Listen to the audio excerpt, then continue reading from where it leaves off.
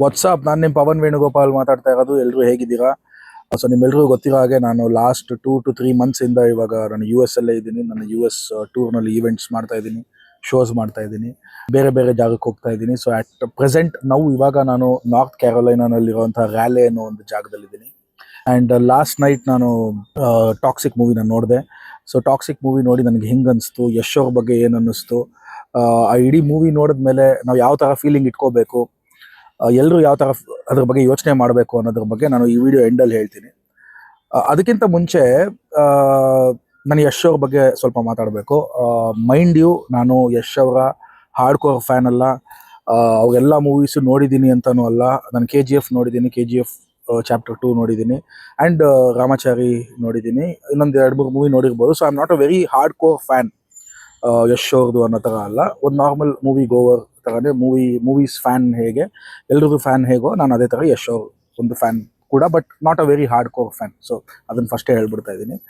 So ನಾನು ಯಶ್ ಅವ್ರನ್ನ ನನ್ನ ಲೈಫಲ್ಲಿ ಯಶ್ ಅವರ ಒಂದು ಎನ್ಕೌಂಟರ್ ಹೇಗಾಯಿತು, ಎಲ್ಲೆಲ್ಲಾಯಿತು, ಯಾವಾಗ ಆಯಿತು ಅಂತ ಹೇಳ್ತೀನಿ. ಅದು ತುಂಬ ಇಂಟ್ರೆಸ್ಟಿಂಗ್ ಆಗಿದೆ. ಅದಕ್ಕೋಸ್ಕರ ಸೊ ಐ ಥಿಂಕ್ ನಾನು ಸ್ಕೂಲಲ್ಲಿದೆ, ಒಂದು 9th ಸ್ಟ್ಯಾಂಡರ್ಡು 10th ಸ್ಟ್ಯಾಂಡರ್ಡಲ್ಲಿ ಇರಬೇಕಾದ್ರೆ ನಮ್ಮ ತಂದೆ ಆ್ಯಕ್ಟರ್, ಎಲ್ರಿಗೂ ಗೊತ್ತಿರ್ಬೋದು. ಅವರು ಯಾವಾಗಲೂ ಮೂವೀಸ್ ನೋಡ್ತಾ ಇರೋರು, ಲೈಕ್ ತಮಿಳಾಗಲಿ, ತೆಲುಗು ಆಗಲಿ, ಕನ್ನಡ ಆಗಲಿ, ಮತ್ತು ವರ್ಲ್ಡ್ ಮೂವೀಸ್ ಆಗಲಿ. He was very interested. ಎಲ್ಲ ಒಂಥರ ಕ್ರಿಟಿಕಲ್ ಅಕ್ಲೈಮ್ಡ್ ಮೂವೀಸು, ಕಮರ್ಷಿಯಲ್ ಮೂವೀಸು, ಎಲ್ಲ ಫಿಲ್ಮ್ಸು ನಮ್ಮ ತಂದೆ ಯಾವಾಗಲೂ ಮನೇಲಿದ್ದಾಗಂತೂ ಒಂದು ಬ್ಯಾಕ್ ಟು ಬ್ಯಾಕ್ ಮೂವೀಸ್ ನೋಡ್ತಾ ಇದ್ರು. ಆ ಮೂವೀಸ್ ಬಗ್ಗೆ ನಮ್ಮ ಹತ್ರ ಹೇಳ್ತಾ ಇದ್ರು, ನಾವು ಅದ್ರ ಬಗ್ಗೆ ಡಿಸ್ಕಸ್ ಮಾಡ್ತಾ ಇದ್ವಿ. ಈ ಥರ ಒಂದು ಸಿಚುವೇಶನ್ ಇತ್ತು ನಮ್ಮ ಮನೇಲಿ ನಾನು ಸ್ಕೂಲ್ ಟೈಮಲ್ಲಿ ಇರಬೇಕಾದ್ರೆ. So I think it was ನಾನು 10th ಇರಬೇಕಾದ್ರೆ ಅನಿಸುತ್ತೆ, ಒಂದು ಸೀರಿಯಲ್ ಬರ್ತಾ ಇತ್ತು. ನಮ್ಮ ತಂದೆದು ಯಾವುದೋ ಸೀರಿಯಲ್ ಬರ್ತಾ ಇತ್ತು ಈವ್ನಿಂಗ್ ಟೈಮಲ್ಲಿ. ಆ ಸೀರಿಯಲ್ ಆದಮೇಲೆ ಒಂದು 5:30ಗೋ 5 o'clockಗೋ ಯಾವುದೋ ಒಂದು ಸೀರಿಯಲ್ ಬಂತು, ಪ್ರೀತಿ ಇಲ್ಲದ ಮೇಲೇನೋ ಇಲ್ಲ ಯಾವುದೋ ಬದುಕೂನೋ ಯಾವುದೋ ಆ ಥರ ಒಂದು ಸೀರಿಯಲ್ಲು. ಎಕ್ಸಾಕ್ಟ್ಲಿ ಯಾವುದೋ ಸೀರಿಯಲ್ ಅಂತ ನನಗೆ ಗೊತ್ತಿಲ್ಲ, ದಯವಿಟ್ಟು ಕ್ಷಮಿಸಬೇಕು. ಆ ಸೀರಿಯಲಲ್ಲಿ ಯಶ್ ಅವ್ರನ್ನ ನಾನು ಫಸ್ಟ್ ಟೈಮ್ ನೋಡಿದೆ. ಸೊ ಫಸ್ಟ್ ಟೈಮ್ ನೋಡಿದಾಗ ನನ್ನ ಇಂಪ್ರೆಷನ್ ಹೇಗಿತ್ತು ಅಂದರೆ, ಈಗ ನಾನು ನಿಮ್ಮೆಲ್ಲರಿಗೂ ಗೊತ್ತಿರ್ಬೋದು, ನಂದು ಹೇರ್ ಲಾಸ್ ಪ್ರಾಬ್ಲಮ್ ಇದೆ. ಆ್ಯಂಡ್ ಬೇಗ ಊರಿಗೆ ಮುಂಚೆನೇ ಅಥವಾ ವಯಸ್ಸಿಗಿಂತ ಮುಂಚೆನೇ ನಾನು ಕೂದಲನ್ನ ಕಳ್ಕೊಂಡು ಆ ಒಂದು ಬಾಲ್ಡ್ನೆಸ್ನ ಎಂಬ್ರೇಸ್ ಮಾಡುವಂಥ ಒಂದು ಸಿಚುವೇಶನ್ ನನ್ನ ಲೈಫಲ್ಲಿ ಬಂದ್ಬಿಡ್ತು. ಸೊ ನನಗೆ ಯಾವಾಗಲೂ ಒಂದು ಫ್ಯಾಸಿನೇಷನ್ ಇತ್ತು, ನೋಡಪ್ಪ ಜೀವನದಲ್ಲಿ ಒಂದು ಹೀರೋ ಆಗಬೇಕಂದ್ರೆ ಹೇರ್ ಸ್ಟೈಲ್ ಸಕ್ಕತ್ತಾಗಿರಬೇಕು. ಅದಕ್ಕೆ ಹೇರ್ ಸ್ಟೈಲು, ಹೇರು ಕ್ವಾಲಿಟಿ ಎಲ್ಲರದ್ದು ಚೆನ್ನಾಗಿರೋದು ಯಾವುದು ಅಂದರೆ, ಎಲ್ಲನೂ ಚೆನ್ನಾಗಿರೋದು ಶಾರುಖ್ ಖಾನ್ದು. ಹಿಂದಿನಲ್ಲಿ ಅವ್ರದ್ದು ಥಿಕ್ ಹೇರ್ ಇದೆ, ಅವ್ರದ್ದು ಸಕ್ಕತ್ತಾಗಿ ಹೇರ್ ಇದೆ. And hair is one of Shahrukh Khan's plus points ಅದು. ಆ್ಯಂಡ್ ಆ ಹೇರ್ ನೋಡಿದಾಗೆಲ್ಲ ನಾನು ಅನ್ಕೊತಾ ಇದ್ದೆ, ಈ ಥರ ಹೇರ್ ಸ್ಟೈಲ್ ಇದ್ರೆ ಒಬ್ಬ ಹೀರೋಗೆ ಅವ್ರು ಹೀರೋ ಅಂತ ಲೆಕ್ಕ. ನೀವು ಗಮನಿಸ್ಬೋದು ಬೇಕಾದ್ರೆ ಸಲ್ಮಾನ್ ಖಾನ್ ಅವ್ರದ್ದಾಗಲಿ, ಅಥವಾ ಆಮಿರ್ ಖಾನ್ ಅವ್ರದ್ದಾಗಲಿ, ಸೈಫ್ ಅಲಿ ಖಾನ್ ಅವ್ರದ್ದಾಗಲಿ, ಅವ್ರದ್ದೆಲ್ಲ ಸ್ವಲ್ಪ ರಿಸೀಡಿಂಗ್ ಹೇರ್ ಲೈನ್ ಥರ ಬರುತ್ತೆ. ಬಟ್ ಶಾರುಖ್ ಖಾನ್ ಅವ್ರ ಹೇರ್ ಲೈನ್ ಮಾತ್ರ ಪಕ್ಕ ಸೊಂಪಾಗಿ ಒಂಥರ ಥಿಕ್ ಹೇರ್ ಇರೋವಂಥ ಒಂದು ಶಾರುಖ್ ಖಾನ್ ಅವರೇ ಒಂದು ಹೇರ್ ಸ್ಟೈಲ್ ಇರೋದು. ಅದನ್ನ ನೋಡಿದಾಗೆಲ್ಲ ನಂಗೆ ತುಂಬ ಫ್ಯಾಸಿನೇಷನ್ ಆಗೋದು, ಎಷ್ಟು ಚೆನ್ನಾಗಿದೆಯಲ್ಲ ಇವ್ರು ಹೇರು, ಇದ್ರೆ ಈ ಥರ ಕೂದಲಿರ್ಬೇಕಲ್ಲ ಅಂತ. ನನಗೂ ಸ್ವಲ್ಪ ಹಂಗೆ ಇತ್ತಂತೆ. ಅದು ಯಾರು ಕಣ್ಣು ಬಿತ್ತೋ ಹೋಗ್ತಾ ಅದು ಸ್ವಲ್ಪ ಶಾರುಖ್ ಖಾನಿಂದ ಕಾದರ್ ಖಾನ್ ಆಗೋ ಥರ ಆಗೋಯ್ತು. ಈ ಸೀರಿಯಲ್ ನೋಡಬೇಕಾದ್ರೆ ಯಶ್ ಅವರಲ್ಲಿ ಆ್ಯಕ್ಟ್ ಮಾಡ್ತಾ ಇದ್ರು. ನಾನು ಹೇಳಿದ್ನಲ್ಲ, ಸಾಯಂಕಾಲ 5:30 ಟೈಮಲ್ಲಿ ಒಂದು ಯಾವುದೋ ಸೀರಿಯಲಲ್ಲಿ, ಅಲ್ಲಿ ಯಶ್ ಅವರ ಹೇರ್ ಸ್ಟೈಲು ಹೆಚ್ಚು ಕಮ್ಮಿ ಆ ಶಾರುಖ್ ಖಾನ್ ಥರನೇ ಇತ್ತು. ಶಾರುಖ್ ಖಾನ್ ಬರುತ್ತಲ್ಲ, ನೀವು ನೋಡಿದ್ರೆ ಕಲ್ ಹೋ ನಾ ಹೋನಲ್ಲಿ, ಇಲ್ಲ ಅಂದರೆ ಬಾಜಿಗರಲ್ಲಿ ಒಂದು ನಾರ್ಮಲ್ ಒಂದು ಇಲ್ಲಿ ಮುಕ್ಕಾಲ್ ಭಾಗದಲ್ಲಿ ಒಂದು ಕ್ರಾಪ್ ಥರ ಬಂದು ಒಂದು ಬರುತ್ತಲ್ಲ ಹೇರ್ ಸ್ಟೈಲು, ಆ ಥರ ಯಶ್ ಅವ್ರದ್ದು ಹೇರ್ ಸ್ಟೈಲ್ ಇತ್ತು. ಸೊ ನನಗೆ ಫಸ್ಟ್ ಇಂಪ್ರೆಷನ್ನು ಯಶ್ ಅವ್ರನ್ನ ನೋಡಿದ ತಕ್ಷಣ ಏನು ಅನಿಸಿದೆ ಅಂದರೆ, ಈ ಶಾರುಖ್ ಖಾನ್ ಥರನೇ ಹೇರ್ ಸ್ಟೈಲ್ ಇರೋರು ಒಬ್ರು ಇದಾರಲ್ಲ, ಇವರು ಮೋಸ್ಟ್ಲಿ ಹೀರೋ ಆಗ್ಬೋದೇನೋ ಅಂತ ಸ್ವಲ್ಪ ನನಗೆ ಅನಿಸಿತ್ತು. ಯಾಕಂದರೆ ಈ ಹೇರ್ ಸ್ಟೈಲ್ ಅಂದ್ರೇ ಹೀರೋ ಅಂದಮೇಲೆ ಈ ಥರ ಒಂದು ಹೇರ್ ಸ್ಟೈಲ್ ಇರಬೇಕು, ಈ ಥರ ಒಂದು ಥಿಕ್ ಹೇರ್ ಇರಬೇಕಂತ ನನಗೆ ಇಂಪ್ರೆಷನ್ ಇತ್ತಲ್ಲ. ಇವ್ರನ್ನ ನೋಡಿದ್ರೆ ಇವರು ಹೀರೋ ಆಗ್ಬೋದೇನೋ ನೆಕ್ಸ್ಟ್, ಯಾವಾಗಲೂ ಗೊತ್ತಿಲ್ಲ ಅನ್ನೋ ಥರ ಸ್ವಲ್ಪ ಇತ್ತು ನನಗೆ. ಸ್ವಲ್ಪ ಫಸ್ಟ್ ಇಂಪ್ರೆಷನ್ ಅದೇನೆ. ಸೊ ಬೇಸಿಕಲಿ ಯಶ್ ಅವರ ಒಂದು ಹೇರ್ ಸ್ಟೈಲು, ಹೇರ್ ಕ್ವಾಲಿಟಿನೇ ನನಗೆ ಫಸ್ಟ್ ಇಂಪ್ರೆಷನ್. ಸೊ ಇದು ಫಸ್ಟ್ ಯಶ್ ಅವ್ರನ್ನ ನಾನು ನೋಡಿದ್ದಾಗಲಿ ಅಥವಾ ಅವ್ರ ಬಗ್ಗೆ ನಾನು ತಿಳ್ಕೊಂಡಿದ್ದಾಗಲಿ. ನನ್ನ ಸೆಕೆಂಡ್ ಎನ್ಕೌಂಟರ್ ಯಶ್ ಅವ್ರ ಜೊತೆ ಯಾವಾಗಂದರೆ, ನಾನು engineering I think towards the end ಇದ್ದೆ. ಅವಾಗ ಪರ್ಸೆಂಟೇಜ್ ಕಮ್ಮಿ ಇತ್ತು. ಇನ್ನು ಜೀವನದಲ್ಲಿ ಏನಾಗುತ್ತೋ, ಮಾಸ್ಟರ್ಸ್ ಮಾಡೋದಾ ಇಲ್ಲ ಹೆಂಗೆ ಕೆಲಸ ಹುಡ್ಕೋದು, ಆಫ್ ಕ್ಯಾಂಪಸ್ಸಾ ಆನ್ ಕ್ಯಾಂಪಸ್ಸಾ, ಇಲ್ಲ ಯಾರ್ದಾನ ಕೈಕಾಲು ಹಿಡಿಬೇಕಾ, ಈ ಒಂದು ಟೈಮು. ಸೊ ಈ ಒಂದು ಟೈಮಲ್ಲಿ ಇರಬೇಕಾದ್ರೆ, ನಾವು ಆ್ಯಕ್ಚುಲಿ ಚಿಕ್ಕ ವಯಸ್ಸಲ್ಲಿ ಇರಬೇಕಾದ್ರೆ 5th 6th 7th ಈ ಏಜಲ್ಲಿ ಸ್ಕೂಲ್ ಟೈಮಲ್ಲೆಲ್ಲ ನಾನು ಎಲ್ಲಿ ಕಳೆದಿದ್ದು ಅಂದರೆ, ಈ ವಿದ್ಯಾಪೀಠ ಸರ್ಕಲ್ ಹಿಂಭಾಗ ಇದೆ, ಅಲ್ಲಿ ಮಠ ಎಲ್ಲ ಬರುತ್ತೆ. ಆ ಮಠ ಹಿಂಭಾಗ ಒಂದಿತ್ತು ಗುರುರಾಜ ಲೇಔಟ್ ಅಂತ, ಆ ಲೇಔಟಲ್ಲಿ ನಾವು ಇದ್ದಿದ್ದು. ಸೊ ಅಲ್ಲೊಂದು ಓಂ ಶಕ್ತಿ ದೇವಸ್ಥಾನ ಅಂತ ಇದೆ, ವಿದ್ಯಾಪೀಠ ಸರ್ಕಲ್ ಹತ್ರ ಓಂ ಶಕ್ತಿ ದೇವಸ್ಥಾನ ಇದೆ. ಆ ದೇವಸ್ಥಾನದಲ್ಲಿ ಯಾವುದೋ ಒಂದು ಪೂಜೆ ನಡೀತಾ ಇತ್ತು. ಅಲ್ಲಿ ನಮ್ಮನ್ನು ಊಟಕ್ಕೆ ಕರೆದಿದ್ರು, ನಮಗೆ ಪರಿಚಯ ಇರೋರು ಇದ್ರು ಸ್ವಲ್ಪ ಅಜಯ್ ಅಂತ. ಸೊ ಆ ದೇವಸ್ಥಾನದ ಒಂದು ಅಫಿಷಿಯಲ್ಸ್ ಆಗಲಿ ಅವರೆಲ್ಲ ನಮಗೆ ತುಂಬ ಚೈಲ್ಡ್ಹುಡ್ ಫ್ರೆಂಡ್ಸ್ ಆಗಿದ್ರು. ಒಬ್ರು JP ಅಂತ ಇದ್ರು, ಜಯಪ್ರಕಾಶ್ ಅಂತ ಇದ್ರು ಅನಿಸುತ್ತೆ. ಅವರು ನನಗೆ ಅವಾಗೆಲ್ಲ ಕ್ಲೋಸ್ ಫ್ರೆಂಡ್, ನಾವೆಲ್ಲ ಒಟ್ಟಿಗೆ ಕ್ರಿಕೆಟ್ ಎಲ್ಲ ಆಡ್ತಾ ಇದ್ವಿ. ಸೊ ಅವರೊಂದು ಪೂಜೆಗೆ ಕರೆದಿದ್ರು ನಮ್ಮನ್ನು. ಆ ಪೂಜೆಗೆ ಕರೆದಾಗ ನಾನು ಸೆಕೆಂಡ್ ಟೈಮು ಯಶ್ನ ನೋಡಿದ್ದು. ಅಲ್ಲಿವರೆಗೂ ನಾನು ಅವ್ರದ್ದು ಯಾವ ಫಿಲಮ್ಸು ನೋಡಿರಲಿಲ್ಲ. ಬಟ್ ಅವ್ರು ಆಗಲೇ ಐ ಥಿಂಕ್ ಯಾವುದೋ ಒಂದು 2-3 ಫಿಲ್ಮ್ ಏನೋ ಮಾಡಿದ್ರು ಅನಿಸುತ್ತೆ. ರಾಜಧಾನಿ ಮೋಸ್ಟ್ಲಿ ಆಗಿರ್ಬೋದೇನೋ, ಇಲ್ಲ ರಾಜಧಾನಿಗಿಂತ ಮುಂಚೆ ಐ ಫೀಲ್ ತುಂಬ ಅರ್ಲಿ ಸ್ಟೇಜಸ್ ಆಫ್ ಹಿಸ್ ಕೆರಿಯರನ್ನೇ ನೋಡಿದ್ದು. ಸೊ ಯಶ್ ಅವರು ಅವಾಗಲೇ ಒಂದು ಲಾಂಗ್ ಹೇರ್ ಬಿಟ್ಟಿದ್ರು, ಒಂದು KGFಗಿಂತ ನೆಕ್ಸ್ಟ್ ಲೆವೆಲ್ ಲಾಂಗ್ ಹೇರ್ ಬಿಟ್ಟಿದ್ರು. ಹಿಂಗಿತ್ತು, ಅವ್ರನ್ನ ನೋಡಿದ್ದು. ಓಕೆ, ಇವರು ನಾನು ಅದೇ 10th ಸ್ಟ್ಯಾಂಡರ್ಡಲ್ಲಿ ಇದ್ದಾಗ ನಾನು ಹೇಳಿದ್ನಲ್ಲ, ಸೀರಿಯಲಲ್ಲಿ ಒಬ್ರನ್ನ ನೋಡಿದ್ನಲ್ಲ, ಆ ಹುಡುಗ ಇವರೇ ಓಕೆ, ಹೀರೋ ಆಗ್ಬಿಟ್ಟಿದಾರಲ್ಲ ಗುರು, ನಾನು ಅನ್ಕೊಂಡಂಗೆ ಒಂಥರ ಹೀರೋ ಆಗ್ಬಿಟ್ಟಿದಾರಲ್ಲ, ಪರವಾಗಿಲ್ಲ ಅಂತ ಸ್ವಲ್ಪ ಖುಷಿ ಆಯಿತು. ಬಟ್ ಆ ಹೇರ್ ಸ್ಟೈಲನ್ನು ನೋಡಿ ನಮ್ಮ ದೊಡ್ಡಮ್ಮ ಒಬ್ಬರಿದ್ರು, ನಮ್ಮ ದೊಡ್ಡಮ್ಮ ಬಂದ್ಬಿಟ್ಟು ಅವ್ರು sub inspector, police sub inspector. So ಅವ್ರಿಗೆ ಈ ಕೂದಲು ಬಿಡೋದು, ಈ ಹೇರ್ ಸ್ಟೈಲು ಹಿಂಗೆಲ್ಲ ಬಿಡೋದು ಅದೆಲ್ಲ ಇಷ್ಟ ಇಲ್ಲ. ಸ್ಲಿಮ್ ಆ್ಯಂಡ್ ಟ್ರಿಮ್ ಆಗಿ ಯಾವಾಗಲೂ ಒಂದು ಶಾರ್ಟ್ ಹೇರಲ್ಲೇ ಇರಬೇಕು ಅನ್ನೋದು ಅವ್ರ ಒಪಿನಿಯನ್. ಅವ್ರು ಅದ್ರ ಬಗ್ಗೆ ಹೇಳ್ತಾ ಇದ್ರು, ಏನಿದು ಈ ಥರ ಎಲ್ಲ ಕೂದಲು ಬಿಟ್ಕೊಂಡು, ಈ ಹೀರೋ ಅಂದರೆ ಫುಲ್ ಕ್ಲೀನಾಗಿ ಹಿಂಗೆಲ್ಲ ಟ್ರಿಮ್ ಮಾಡಿಕೊಂಡು ಹಿಂಗೆಲ್ಲ ಚೆನ್ನಾಗಿರಬೇಕು ಅಂತ ಅವರು. ಇಲ್ಲ ಇವಾಗೆಲ್ಲ ಅದೇನೇ ಇರೋದು. ಅವಾಗೆಲ್ಲ ಜಾನ್ ಇಬ್ರಾಹಿಂ ಕಾಲ, ಒಂಥರ ಈ ಲಾಂಗ್ ಹೇರ್ ಬಿಡೋದನ್ನ ಸ್ಟಾರ್ಟ್ ಮಾಡಿಸಿದೆ ಹೇಳ್ಬೇಕಂದ್ರೆ ನನ್ನ ಪ್ರಕಾರ ಜಾನ್ ಇಬ್ರಾಹಿಂ ಧೂಮ್ ಆದಮೇಲೆ ಎಲ್ಲರೂ ಲಾಂಗ್ ಹೇರ್ ಬಿಡೋಕ್ಕೆ ಸ್ಟಾರ್ಟ್ ಮಾಡಿಬಿಟ್ರು. ನೀವು ಆಮೇಲೆ ಗಮನಿಸಿ ನೋಡಿ, ಎಲ್ಲರದು ಒಂಥರ ಲಾಂಗ್ ಹೇರು ಒಂಥರ ಫ್ಯಾಷನ್ ಆಗೋಯ್ತು. ನಾನು ಅದನ್ನು ಇಟ್ಕೊಂಡು ಜಸ್ಟಿಫೈ ಮಾಡಿದೆ, ಇಲ್ಲ ಗುರುವೇ, ಇಲ್ಲ ದೊಡ್ಡಮ್ಮ, ಅದು ಲಾಂಗ್ ಹೇರ್ ಇವಾಗ ಅದೇ ಒಂದು ಫ್ಯಾಷನ್, ಅದೇ ಒಂದು ಟ್ರೆಂಡಿಂಗು ಅಂತ ನಾನು. ಸೊ ಅದು ಸೆಕೆಂಡ್ ಟೈಮು ಯಶ್ ಅವ್ರನ್ನ ನೋಡಿದ್ದೆ. ನಾನು ತುಂಬ ಹತ್ತಿರದಿಂದಾನೇ ನೋಡಿದ್ದೆ, ಮೇ ಬಿ ಹಾಯ್ ಅಂತ ಹೇಳಿರ್ಬೋದೇನೋ ಅಷ್ಟೇ. ಇದು ಸೆಕೆಂಡ್ ಎನ್ಕೌಂಟರ್. ಥರ್ಡ್ ಎನ್ಕೌಂಟರ್ಗೆ ಬರ್ತೀನಿ. ಥರ್ಡ್ ಎನ್ಕೌಂಟರ್ ಯಶ್ ಅವ್ರ ಜೊತೆ ಯಾವಾಗ ಆಗಿದ್ದು ಅಂದರೆ, ನಾನು ಐ ಥಿಂಕ್ 2017-18 ಆ ಟೈಮಲ್ಲಿ ಕಲರ್ಸ್ಗೆ ಒಂದು ಕಲರ್ ಸಿನಿಮಾ ಗೌರವ ಅಂತ ಅವ್ರು ಒಂದು ಅವಾರ್ಡ್ಸ್ ಫಂಕ್ಷನ್ ಮಾಡ್ತಾಯಿದ್ರು. ಒಂದು ಅವಾರ್ಡ್ಸ್ ಫಂಕ್ಷನ್ನು ನಿಮ್ಮ ಇದರಲ್ಲೇನೆ, ಅದು ಯಾವುದದು ಏನಪ್ಪ ಅದು ಇವಾಗ ಜಾಲಿವುಡ್ ಅಂತ ಆಗಿದೆಯಲ್ಲ, ಇನ್ನೋವೇಟಿವ್ ಫಿಲ್ಮ್ ಸಿಟಿ ಇದೆಯಲ್ಲ, ಅಲ್ಲೇ ಒಂದು ಅವಾರ್ಡ್ಸ್ ಫಂಕ್ಷನು. ಆ ಅವಾರ್ಡ್ಸ್ ಫಂಕ್ಷನ್ಗೆ ರೆಡ್ ಕಾರ್ಪೆಟ್ ಆಗಿ ಒಂದು ಈವೆಂಟ್ ಥರ ಇತ್ತು. ರೆಡ್ ಕಾರ್ಪೆಟಲ್ಲಿ ಗೆಸ್ಟ್ಸ್ ಎಲ್ಲ ಬರ್ತಾರೆ, ಅವರೆಲ್ಲ ಒಂದು ಆ್ಯಂಕರ್ ಜೊತೆ ಮಾತಾಡ್ತಾರೆ, ಅಲ್ಲಿ ಒಂದು ಚಿಕ್ಕ ಗೇಮ್ಸ್ ಥರ ನಾವು ಆಡಿಸ್ತೀವಿ. ಅದಾದಮೇಲೆ ಅವರು ಅವಾರ್ಡ್ಸ್ ಫಂಕ್ಷನ್ಗೆ ಹೋಗ್ತಾರೆ ಅನ್ನೋದು. ಸೊ ನನಗೆ ಅವಾಗ ರೀಚ್ ಔಟ್ ಆಗಿದ್ದು ಯಾರು, ನಿಮಗೆ ಕೀರ್ತಿ ENT ಕ್ಲಿನಿಕ್ ಅಂತ ಒಂದು ಚಾನಲಲ್ಲಿ ತುಂಬ ಫೇಮಸ್ ಆಗಿದ್ದಾರಲ್ಲ ಕೀರ್ತಿ, ಅವರು ಅವಾಗ ನನಗೆ ರೀಚ್ ಔಟ್ ಆಗಿ ಅವ್ರ ಜೊತೆ ನಾನು ಕಾಂಟ್ಯಾಕ್ಟ್ ಮಾಡಿ, ಅವ್ರು ಆವಾಗಲೇ ಸಿಕ್ಕಾಪಟ್ಟೆ ಹ್ಯೂಮರಸ್ ಆಗಿದ್ರು. ಆ್ಯಕ್ಚುಲಿ ಅವರು ನನಗೆ ಮೀಟ್ ಆಗಿದ ತಕ್ಷಣ ಅವ್ರು ಡೈಲಾಗ್ ಹೊಡೆದಿದ್ದೇನೆಂದರೆ, ಪವನವ್ರೆ ಬನ್ನಿ, ಇವರು ನಿಮ್ಗೆ ಗೊತ್ತಾ, ನಾನು ಹೇಳ್ತಾ ಇರ್ತೀನಲ್ಲ ನಿಮಗೆ, ತುಂಬ ಹೇಳ್ತಾ ಇರ್ತೀನಲ್ಲ ಇವ್ರ ಬಗ್ಗೆ, ತುಂಬ ಒಳ್ಳೆಯವರು ಅಂತ. ಇವರಲ್ಲ, ಅದು ಇಲ್ಲೆಲ್ಲ ಹೋಗಿದ್ದಾರೆ. ಈ ಥರ ಒಂದು ಕಾಮಿಡಿ ಪಂಚಸ್ ಎಲ್ಲ ಸ್ವಲ್ಪ ಅವಾಗಿಂದನೇ ಹೊಡೆಯೋರು.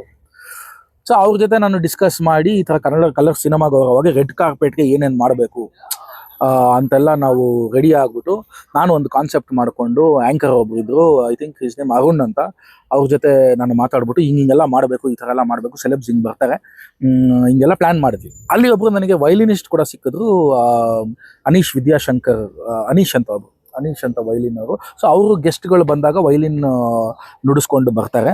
ಇನ್ಫ್ಯಾಕ್ಟ್ ಅವ್ರು ಯಶ್ ಅವ್ರ ಮದುವೆಗೂ ಅವ್ರು ವೈಲಿನ್ನ ಇದು ನುಡಿಸಿದ್ರು. ಅಂದರೆ ಕಪಲ್ ಎಂಟ್ರಿ ಆಗಬೇಕಾದ್ರೆ ಎಲೆಕ್ಟ್ರಿಕ್ ವೈಲಿನಲ್ಲಿ ಹಿಂಗೆ ನುಡಿಸ್ತಾರಲ್ಲ, ಯಶ್ ಅವ್ರಿಗೆ ತುಂಬ ಪರಿಚಯ ಈ ಹುಡುಗ ಅನೀಶ್ ಅವರು. ಅವ್ರು ನನಗೆ ಹೇಳ್ತಾ ಇದ್ರು, ನಾನು ಯಶ್ ಅವ್ರ ಮದುವೆನೆಲ್ಲ ನುಡಿಸಿದ್ದೆ, ಈ ಥರ ಒಳ್ಳೆ ಪೇಮೆಂಟು ಕೊಟ್ಟರು, ಆ್ಯಂಡ್ ಯಶ್ ಅವರೇನೆ ಈ ಥರ ನನಗೆ ಪ್ರಮೋಟ್ ಮಾಡಿದ್ರು ಅಂತ ಹೇಳಿದ್ರು ಅವರು.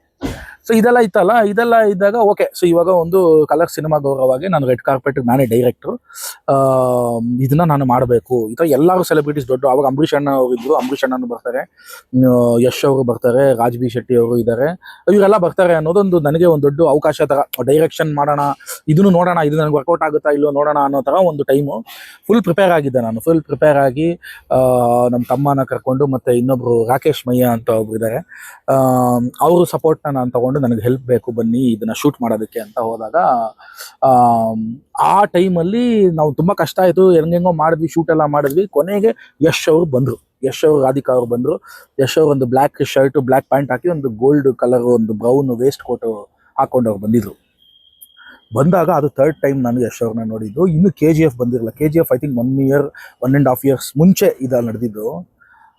ಏನು ಪ್ರೆಸೆನ್ಸು, ಅದು ನನಗೆ ಒಂಥರ KGF ಬಗ್ಗೆ ಬಸ್ ಕೇಳಿದ್ದೆ ನಾನು, ಅದ್ರ ಬಗ್ಗೆ ಕೇಳಿದ್ದೆ ನಾನು, ಈ ಥರ KGF ಅಂತ ಒಂದು ಶೂಟ್ ಮಾಡ್ತಾ ಇದ್ದಾರೆ, ಪ್ರಶಾಂತ್ ನೀಲ್ ಅವರು ಉಗ್ರಂ ಆದ್ಮೇಲೆ ಮಾಡ್ತಾ ಇದ್ದಾರೆ, ಅದಕ್ಕೆ ಯಶ್ ಬರ್ತಾ ಇದ್ದಾರೆ, ಯಶ್ ರಾಮಾಚಾರಿ ಆದಮೇಲೆ ಯಶ್ ಅವ್ರು ಬರ್ತಾ ಇದ್ದಾರೆ, ಉಗ್ರಂ ಆದಮೇಲೆ ಪ್ರಶಾಂತ್ ನೀಲ್ ಅವ್ರು ಬರ್ತಾ ಇದ್ದಾರೆ, Ravi Basrur music, big bus ಇದು ಆ್ಯಕ್ಚುಲಿ.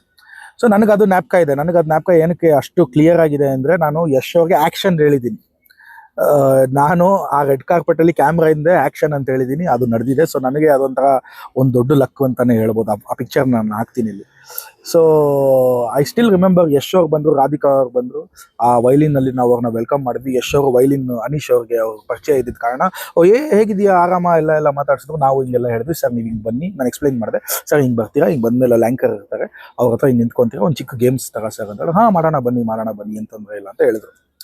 ನನಗೆ okay, mind you again I am telling, I am not a very hard core fan of Yash ಅವರು. I admire his journey. ಅವಾಗ ಆ ಟೈಮಲ್ಲಿ I am not a very hard core fan. ಅವ್ರು struck ಆಗೋ ಥರ ಇರಲಿಲ್ಲ. ಓಕೆ ಸರ್ ಬನ್ನಿ sir, ದಯವಿಟ್ಟು ಇದು ಮಾಡೋಣ. ನನಗೆ ಕರೆಕ್ಟಾಗಿ ಎಕ್ಸಿಕ್ಯೂಟ್ ಮಾಡಬೇಕು ಅನ್ನೋ ಟೆನ್ಷನ್ ನನಗಿತ್ತು. ಆ್ಯಂಡ್ ನಾವು ಆ ಬ್ಯಾಕ್ಗ್ರೌಂಡ್ ನಂಗೆ ಜ್ಞಾಪಕ ಇದೆ ಫುಲ್. ನಾವು ಒಂದೊಂದು ಮೂವಿನೂ ಆ ಟೈಮಲ್ಲಿ ಏನೇನು ರಿಲೀಸ್ ಆಗಿತ್ತು ಅದನ್ನೆಲ್ಲ ನಾವು ಪೋಸ್ಟರ್ಸ್ ಥರ ಮಾಡಿ, ಒಂದು ಕೀರ್ತಿ ಅವರು ತುಂಬ ಅದರಲ್ಲಿ ಆ್ಯಕ್ಟಿವ್ಲಿ ಪಾರ್ಟಿಸಿಪೇಟ್ ಮಾಡಿದರು. ಆ್ಯಕ್ಟಿವ್ಲಿ ಅವರೇ ಇದನ್ನು ಡ್ರೈವ್ ಕೂಡ ಮಾಡ್ತಾಯಿದ್ರು. ನನಗೂ ಸಿಕ್ಕಾಪಟ್ಟೆ ಸಪೋರ್ಟ್ ಮಾಡಿದರು. ಕೀರ್ತಿ ENT ಕ್ಲಿನಿಕ್ ಇದಾರಲ್ಲ, ಅವ್ರು ಅವಾಗ ಕಲರ್ಸಲ್ಲಿ ಕೆಲಸ ಮಾಡ್ತಾರೆ, ಪ್ರೊಡ್ಯೂಸರು ಆ್ಯಂಡ್ ಎವ್ರಿಥಿಂಗ್. ಅದಕ್ಕೆ ಮಾಡೋದಕ್ಕೆ ತುಂಬ ಸಹಾಯವಾಗಿ, ತುಂಬ ಒಂದು ಬ್ಯಾಕ್ ಬೋನ್ ಆಗಿ ಅವರಿದ್ದರು. ಸೊ ಎಲ್ಲ ಆದಮೇಲೆ ಯಶ್ ಅವ್ರು ಬರ್ತಾರೆ, ರಾಧಿಕಾ ಅವರು ಬರ್ತಾರೆ, ಆ್ಯಂಕರ್ ಇದ್ದಾರೆ. ಅವ್ರಿಗೆ ನಾವು ತುಂಬ ಗೇಮ್ಸ್ ಆಡೋದು ಹೇಗೆ, ಅದರಲ್ಲಿ ಯಾವ ಥರ ಒಂದು ನಾವು ಇಂಟ್ರಾಕ್ಟಿವ್ ಗೇಮ್ಸ್ ಥರ ಆಡ್ಬೋದು, ಅದನ್ನೆಲ್ಲ ನಾನು ಅರುಣ್ ಅಂತ ಆ್ಯಂಕರ್ ಅವ್ರಿಗೆ ಹೇಳ್ಕೊಟ್ಟಿದ್ದೆ. ಅವ್ರ ಹತ್ರ ಸ್ಕ್ರಿಪ್ಟ್ ಇತ್ತು, ಎಲ್ಲ ಇತ್ತು. ಸರಿ ಅಂದ್ಬಿಟ್ಟು ನಾನು ಕ್ಯಾಮ್ರಲ್ಲಿ ಆ್ಯಕ್ಷನ್ ಅಂತ ಹೇಳ್ತೀನಿ. ಆ್ಯಕ್ಷನ್ ಹೇಳಿದಾಗ ಅಲ್ಲಿ ಕೆಲವು ಪ್ರಾಪ್ಸ್ ಇತ್ತು.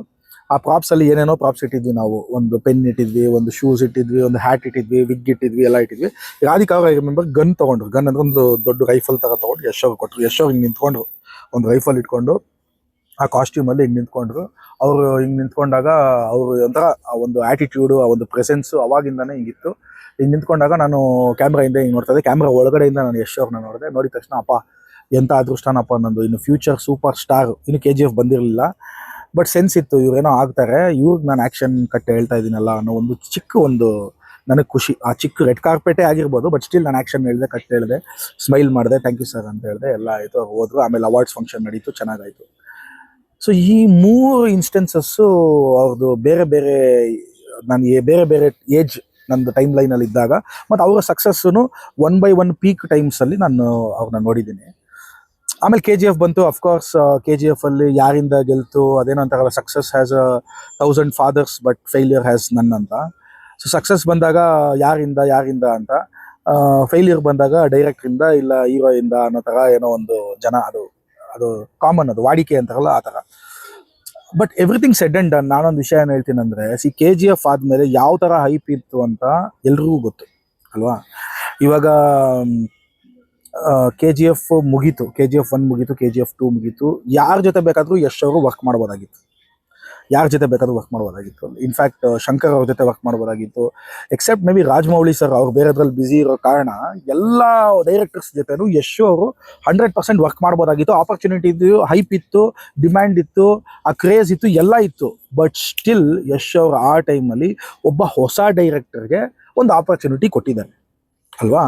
ಇದು ನನ್ನ ಪ್ರಕಾರ ಯಶ್ ಅವರು ಯಾರು ಮಾಡದೇ ಇರುವಂಥ ಒಂದು ಯಾವುದನ್ನ ಇದ್ದರೆ ಇದು ದೊಡ್ಡ ವಿಷಯ. ಆ್ಯಕ್ಚುಲಿ ಇದು ಸಿಕ್ಕಾಪಟ್ಟೆ ದೊಡ್ಡ ವಿಷಯ. ಒಬ್ಬ ಅಷ್ಟು ದೊಡ್ಡ ಸೂಪರ್ ಸ್ಟಾರ್ ಒಬ್ಬ ಯಂಗ್ ಡೈರೆಕ್ಟರ್ಗೆ ಸ್ಕ್ರಿಪ್ಟ್ ಕೇಳೋಕ್ಕಾದರೂ ಒಂದು ಅವಕಾಶ ಕೊಡೋದಾಗಲಿ, ಅದು ಸಿಕ್ಕಾಪಟ್ಟೆ ದೊಡ್ಡ ರಿಸ್ಕ್ ಆಗಲಿ, ಮತ್ತು ಒಂದು ಕ್ರಿಯೇಟಿವ್ ಪ್ರಾಸೆಸ್ಸಲ್ಲಿ ಅದು ರಿಸ್ಕ್ ಅಂತಲೇ ಲೆಕ್ಕ. ಬಟ್ ಸ್ಟಿಲ್ ಅವರು ಆ ರಿಸ್ಕ್ನ ತೊಗೊಂಡ್ರು, ಓಕೆನಾ. ಆಮೇಲೆ ಗೀತು ಮೋಹನ್ ದಾಸ್ ಅವ್ರದ್ದು ಮೂಥಾನ್ ಅಂತ ಒಂದು ಫಿಲ್ಮ್ ಇದೆ, ಅದು ತುಂಬ ಚೆನ್ನಾಗಿದೆ ಅಂತ ಕೇಳ್ಪಟ್ಟಿದ್ದೀನಿ, ನಾನು ನೋಡಿಲ್ಲ. ಬಟ್ ಸ್ಮಾಲರ್ ಫಿಲ್ಮ್ಸೇನೆ, ಬಟ್ ಒಂದು ಕಮರ್ಷಿಯಲ್ ಮೂವಿ ಮಾಡೋಕ್ಕೆ ಸಾಧ್ಯ ಇದೆ ಅನ್ನೋದನ್ನು ಯಶ್ ಅವರು ಅವ್ರನ್ನ ನಂಬಿದಾರಲ್ಲ, ಅಲ್ಲೇ ಅವರು ಗೊತ್ತಾಗುತ್ತೆ ನಿಮಗೆ.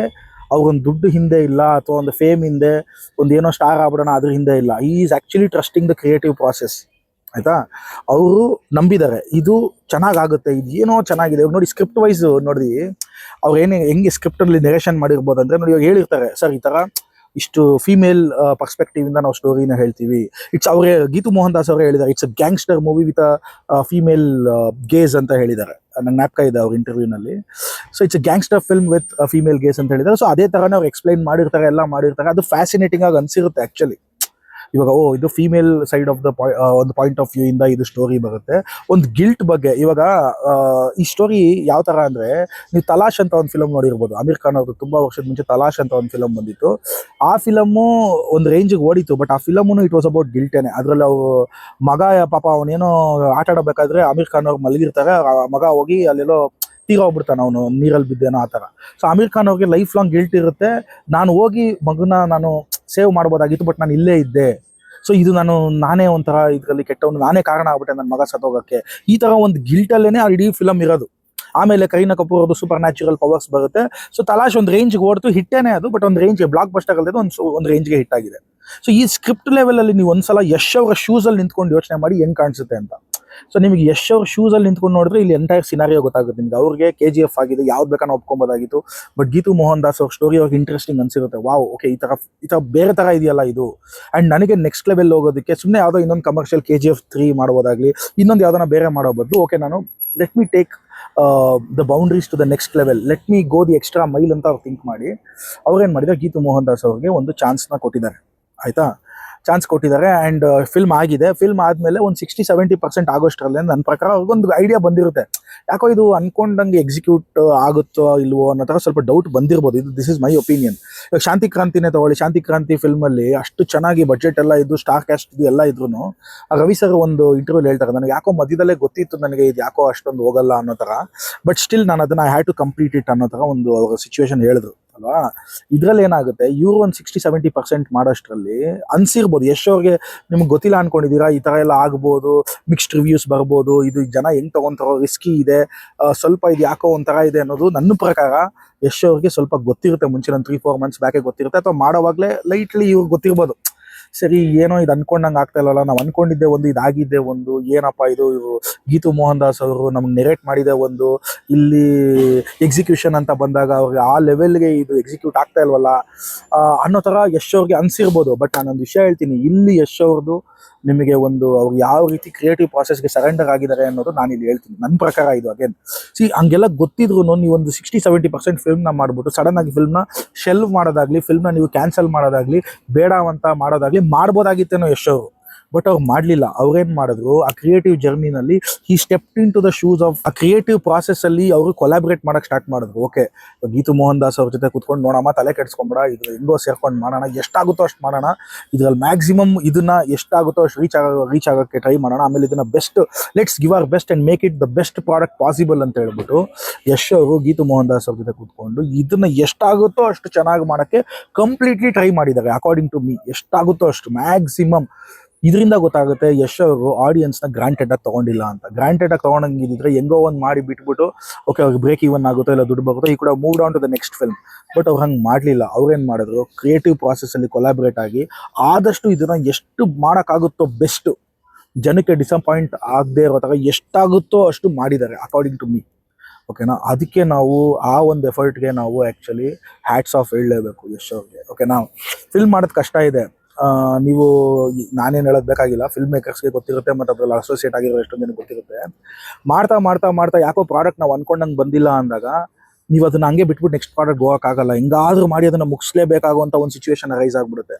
ಹಂಗಿದ್ದಾಗ್ಲೂ ಎಷ್ಟಾಗುತ್ತೋ ಅಷ್ಟು ಮ್ಯಾಕ್ಸಿಮಮ್ ಅವ್ರು ಮಾಡಿ ಆಡಿಯನ್ಸ್ನ ಗ್ರಾಂಟೆಡ್ ತೊಗೊಳ್ದೆ ಇನ್ನೊಂದ್ಸಲ ರೀಶೂಟ್ ಮಾಡಿ 4-5 ವರ್ಷ ಆಫೀಸ್ ಟೈಮ್ ಅವರು ಯಶ್ ಅವರು ಕೊಟ್ಟಿದ್ದಾರೆ. ಅಷ್ಟೆಲ್ಲ ಕೊಟ್ಟ ಮೇಲೆ ಇವಾಗ ಕೆಲವ್ರಿಗೆ ಇಷ್ಟ ಆಗ್ತದೆ, ಕೆಲವ್ರಿಗೆ ಇಷ್ಟ ಆಗಲ್ಲ, ದಟ್ ಈಸ್ ಸೆಕೆಂಡ್ರಿ. ಬಟ್ ನಾನೊಂದು ಏನು ಹೇಳ್ತೀನಿ ಅಂದರೆ, ಒಂದು ಯೂಟ್ಯೂಬ್ ವಿಡಿಯೋ, ಇವಾಗ ನಾನು ಯೂಟ್ಯೂಬರು ಅಥವಾ ನಾನು ಇನ್ಸ್ಟಾಗ್ರಾಮ್ ವಿಡಿಯೋ ಮಾಡಬೇಕಾದ್ರೆ ಅದರಲ್ಲೇನೆ ನನಗೆ ಒಂದು ಯೂಟ್ಯೂಬ್ ವಿಡಿಯೋಗೆ ಒಂದು 15-20 ನಿಮಿಷದ ವಿಡಿಯೋ ಮಾಡಬೇಕಾದ್ರೂ ಅಥವಾ 10-15 ನಿಮಿಷದ ವಿಡಿಯೋ ಮಾಡಬೇಕಾದ್ರೂ ಹೋಲ್ ಹಾರ್ಟೆಡ್ಲಿ ನಾವು ಅದನ್ನು ಟ್ರೈ ಮಾಡಿರ್ತೀವಿ. ಏನೇನೋ ಹಾಕಿ ನಾನು ಏನೋ ನನ್ನ ಕೈಲಾಗಿದ್ದು ಮ್ಯಾಕ್ಸಿಮಮ್ ಮಾಡಿರ್ತೀನಿ. ಬಟ್ ಮಾಡಿ ಎಡಿಟ್ ಮಾಡೋವಾಗ ನನಗೆ ಗೊತ್ತಾಗುತ್ತೆ ಇದು ವಿಡಿಯೋ ಅಷ್ಟೊಂದು ಚೆನ್ನಾಗಿಲ್ಲ, ಅಷ್ಟೊಂದು ಓಡಲ್ಲ, ಅನ್ಕೊಂಡಂಗೆ ಆಗಲಿಲ್ಲ ಅಂತ. ನಮಗೆ ಒಂದು ಯೂಟ್ಯೂಬ್ ವಿಡಿಯೋ ಫ್ರೀಯಾಗಿ ಮಾಡೋರ್ಗೇನೆ ನಮಗೆ ಆ ಲೆವೆಲ್ಗೆ ಒಂದು ಡಿಸಪಾಯಿಂಟ್ಮೆಂಟ್ ಆಗುತ್ತೆ. ಅಂದರೆ we are talking about big massive movie. ಇಲ್ಲಿ ಆ ಮೂವಿ ಮಾಡಿ ಅದು ಅನ್ಕೊಳ್ದೇ ಇದ್ದಾಗ ಏನಾಗುತ್ತೆ, ಅವ್ರಿಗಿನ್ ಯಾವ ಥರ ಒಂದು ಸ್ಟ್ರೆಸ್ ಇರಲ್ಲ, ಅವ್ರ ಸಿಚುವೇಶನ್ ಯಾವ ಥರ ಕಷ್ಟ ಇರಲ್ಲ, ಅವ್ರ ಸಿಚುವೇಶನ್ ಯಾವ ಥರ ಚಾಲೆಂಜಿಂಗ್ ಇರಲ್ಲ, ಸ್ವಲ್ಪ ನಾವು ಯೋಚನೆ ಮಾಡಬೇಕಿಲ್ಲ ಆ್ಯಕ್ಚುಲಿ. ಸೊ ಒಂದು ಯೂಟ್ಯೂಬ್ ವಿಡಿಯೋಗೆ ಇಷ್ಟು ಚಾಲೆಂಜಸ್ ಇರಬೇಕಾದ್ರೆ ಮೂವಿಗೆ ಅವರು ಬಂದು ಮಾಡಿದ್ದಾರೆ. And everything is N experiment. ಒಂದು ಯೂಟ್ಯೂಬ್ ವಿಡಿಯೋನ ಎಕ್ಸ್ಪೆರಿಮೆಂಟು, ಒಂದು ಇನ್ಸ್ಟಾಗ್ರಾಮ್ ರೀಲು ಎಕ್ಸ್ಪೆರಿಮೆಂಟು, ಎಲ್ಲನೂ ಇದರಲ್ಲಿ ಎಕ್ಸ್ಪೆರಿಮೆಂಟೇನೆ. ಏನೋ ಒಂದು ಟ್ರೈ ಮಾಡ್ತೀರಾ, ಅದೃಷ್ಟ ಇದ್ದರೆ ಅದು ನೆಕ್ಸ್ಟ್ ಲೆವೆಲ್ಗೆ ಹೋಗುತ್ತೆ, ಅದೃಷ್ಟ ಇಲ್ಲ ಅಂದರೆ ಅದು ಮೀಡಿಯಂ ಲೆವೆಲ್ಗೆ ಹೋಗುತ್ತೆ, ಇಲ್ಲ ಅದೃಷ್ಟ ಇಲ್ಲ ಅಂದರೆ ಅದು ಏನು ಯಾವ ರೀಚ್ ಔಟ್ ಆಗಲ್ಲ. So that's what I am saying. ಒಂದು ಪ್ರಾಡಕ್ಟ್ ಇನ್ನೇನು ಕೈ ತಪ್ಪಿ ಹೋಗಿದ್ರು ಅದರಲ್ಲಿ ಮ್ಯಾಕ್ಸಿಮಮ್ ಸ್ಟೆಪ್ ಇನ್ ಆಗಿ ಎಷ್ಟಾಗುತ್ತೋ ಅಷ್ಟು ಮ್ಯಾಕ್ಸಿಮಮ್ ಅದನ್ನ ಒಂದು ಒಳ್ಳೆ ಪ್ಯಾಕೇಜಾಗಿ ಕೊಡೋದಕ್ಕೆ ಇಷ್ಟೊಂದು ಟೈಮ್ ತೊಗೊಂಡಿದ್ದಾರೆ ಅಂತ ನನಗನ್ನಿಸ್ತು ಮೂವಿ ನೋಡಿದ್ಮೇಲೆ. ಯಶ್ ಅವರು ಇವಾಗ ಒಂದು ಸ್ಟಾರ್ ಇರುತ್ತೆ, ಸೂಪರ್ ಸ್ಟಾರ್ ಇರ್ತಾರೆ, ಅದಕ್ಕೆಲ್ಲ ನೆಕ್ಸ್ಟ್ ಒಂದು ಫೆನಾಮಿನನ್ ಅಂತ ಒಂದು ಇರ್ತಾರೆ. ಓಕೆನಾ, ಈ ಫೆನಾಮಿನಲ್ಲಿರೋರಿಗೆ ಯಾರು ಯಾಕೆ ಅಲ್ಲೋದ್ರು ಏನಾದ್ರು ಅನ್ನೋದಕ್ಕೆ ಎಕ್ಸ್ಪ್ಲನೇಷನ್ ಇರಲ್ಲ. ಸೊ ಯಶ್ ಅವರು ಒಂದು ಫೆನಾಮಿನನ್ ಥರನೇ ಆಗ್ಬಿಟ್ಟಿದ್ದಾರೆ ಇವಾಗ. ಯಾಕೆ ಹೇಳ್ತಾ ಇದ್ದೀನಿ ಅಂದ್ರೆ ಇದೊಂದು ಕನ್ನಡ ಮೂವಿ ಇರ್ಬೋದು, ಕನ್ನಡದಿಂದ ಬೇರೆ ಬೇರೆ ಕಡೆ ಡಬ್ ಆಗಿ, ಇದು ಡಬ್ ಅಂತೀನಿ ಸಾರಿ, ರೀಮೇಕ್ ತರ ಆಗಿರ್ಬೋದು, ಡಬ್ ಮಾಡಿದ್ದಾರೆ. ಅಷ್ಟೆಲ್ಲ ಇದ್ರೂ ಇವಾಗ ಲಯನ್ಸ್ ಗೇಟ್ ಅನ್ನೋ ಒಂದು ಮೇಜರ್ ಹಾಲಿವುಡ್ ಸ್ಟುಡಿಯೋ ಈ ಟಾಕ್ಸಿಕ್ ಮೂವಿ ಜೊತೆ ಅವರು ಕೊಲಾಬ್ರೇಟ್ ಆಗಿದ್ದಾರೆ, ಅವ್ರು ಇದಕ್ಕೆ ಅಸೋಸಿಯೇಟ್ ಆಗಿದ್ದಾರೆ. ಲಯನ್ಸ್ ಗೇಟ್ ದೊಡ್ಡ ದೊಡ್ಡ ಮೂವೀಸ್ ಲೈಕ್ ಹಂಗರ್ ಗೇಮ್ಸು, ಅಮೆರಿಕನ್ ಸೈಕೋ, ಈ ಎಲ್ಲ, ಆಮೇಲೆ ರೀಸೆಂಟಾಗಿ ಮೈಕಲ್ ಅಂತ ಒಂದು ಮೂವಿ ಬಂತು, ಆ ಮೂವಿಗೆಲ್ಲ ಅವರು ಪ್ರೊಡಕ್ಷನ್ ಹೌಸ್ ಆಗಲಿ, ಅವ್ರ ಡಿಸ್ಟ್ರಿಬ್ಯೂಷನ್ ಆಗಲಿ ಎಲ್ಲ ತೊಗೊಂಡಿದ್ದಾರೆ. ಸೊ ಅವರು ಟಾಕ್ಸಿಕ್ ಮೂವಿ ಜೊತೆ ಇದ್ದಾರೆ ಅಂದರೆ ಸುಮ್ಮನೆ ಅವ್ರು ಇದರಲ್ಲಿ ಇರೋಕ್ಕಾಗಲ್ಲ. ಓಕೆನಾ? So I don't know, may be ಈ ಮೂವಿ ಸ್ವಲ್ಪ ಅಹೆಡ್ ಆಫ್ ಇಟ್ಸ್ ಟೈಮ್ ಥರ ಇದ್ರೂ ಇರ್ಬೋದು, ಒಂದು ಗಿಲ್ಟ್ ಫೀಲಿಂಗ್ನ ಇಟ್ಕೊಂಡು ಒಂದು ಮೂವಿನ ಅವ್ರು ಮಾಡಿ ಅದು ಜನರಿಗೆ ರೀಚ್ ಆಗೋ ಥರ ಮಾಡಿದಾರಲ್ಲ. So it's a universal concept ಥರ. ನನಗೆ ಗೊತ್ತಿಲ್ಲ, ಫಸ್ಟ್ ವೀಕಲ್ಲಿ ಸ್ವಲ್ಪ ಡಲ್ ಇರ್ಬೋದು, ಆಮೇಲೆ ಇದು ಪಿಕ್ ಆಗಿ ಮೇ ಬಿ ಗೊತ್ತಿಲ್ಲ ಯಾವ ಲೆವೆಲ್ಗೆ ಹೋಗುತ್ತೆ ಅಂತ ಹೇಳೋಕ್ಕಾಗಲ್ಲ. ಅದು ಆದರೂ ಆಗ್ಬೋದು, ಬಿಕಾಸ್ ಈ ದೊಡ್ಡ ಮೇಜರ್ ಸ್ಟುಡಿಯೋ ಅಸೋಸಿಯೇಟ್ ಆಗಿದೆ ಅಂತ.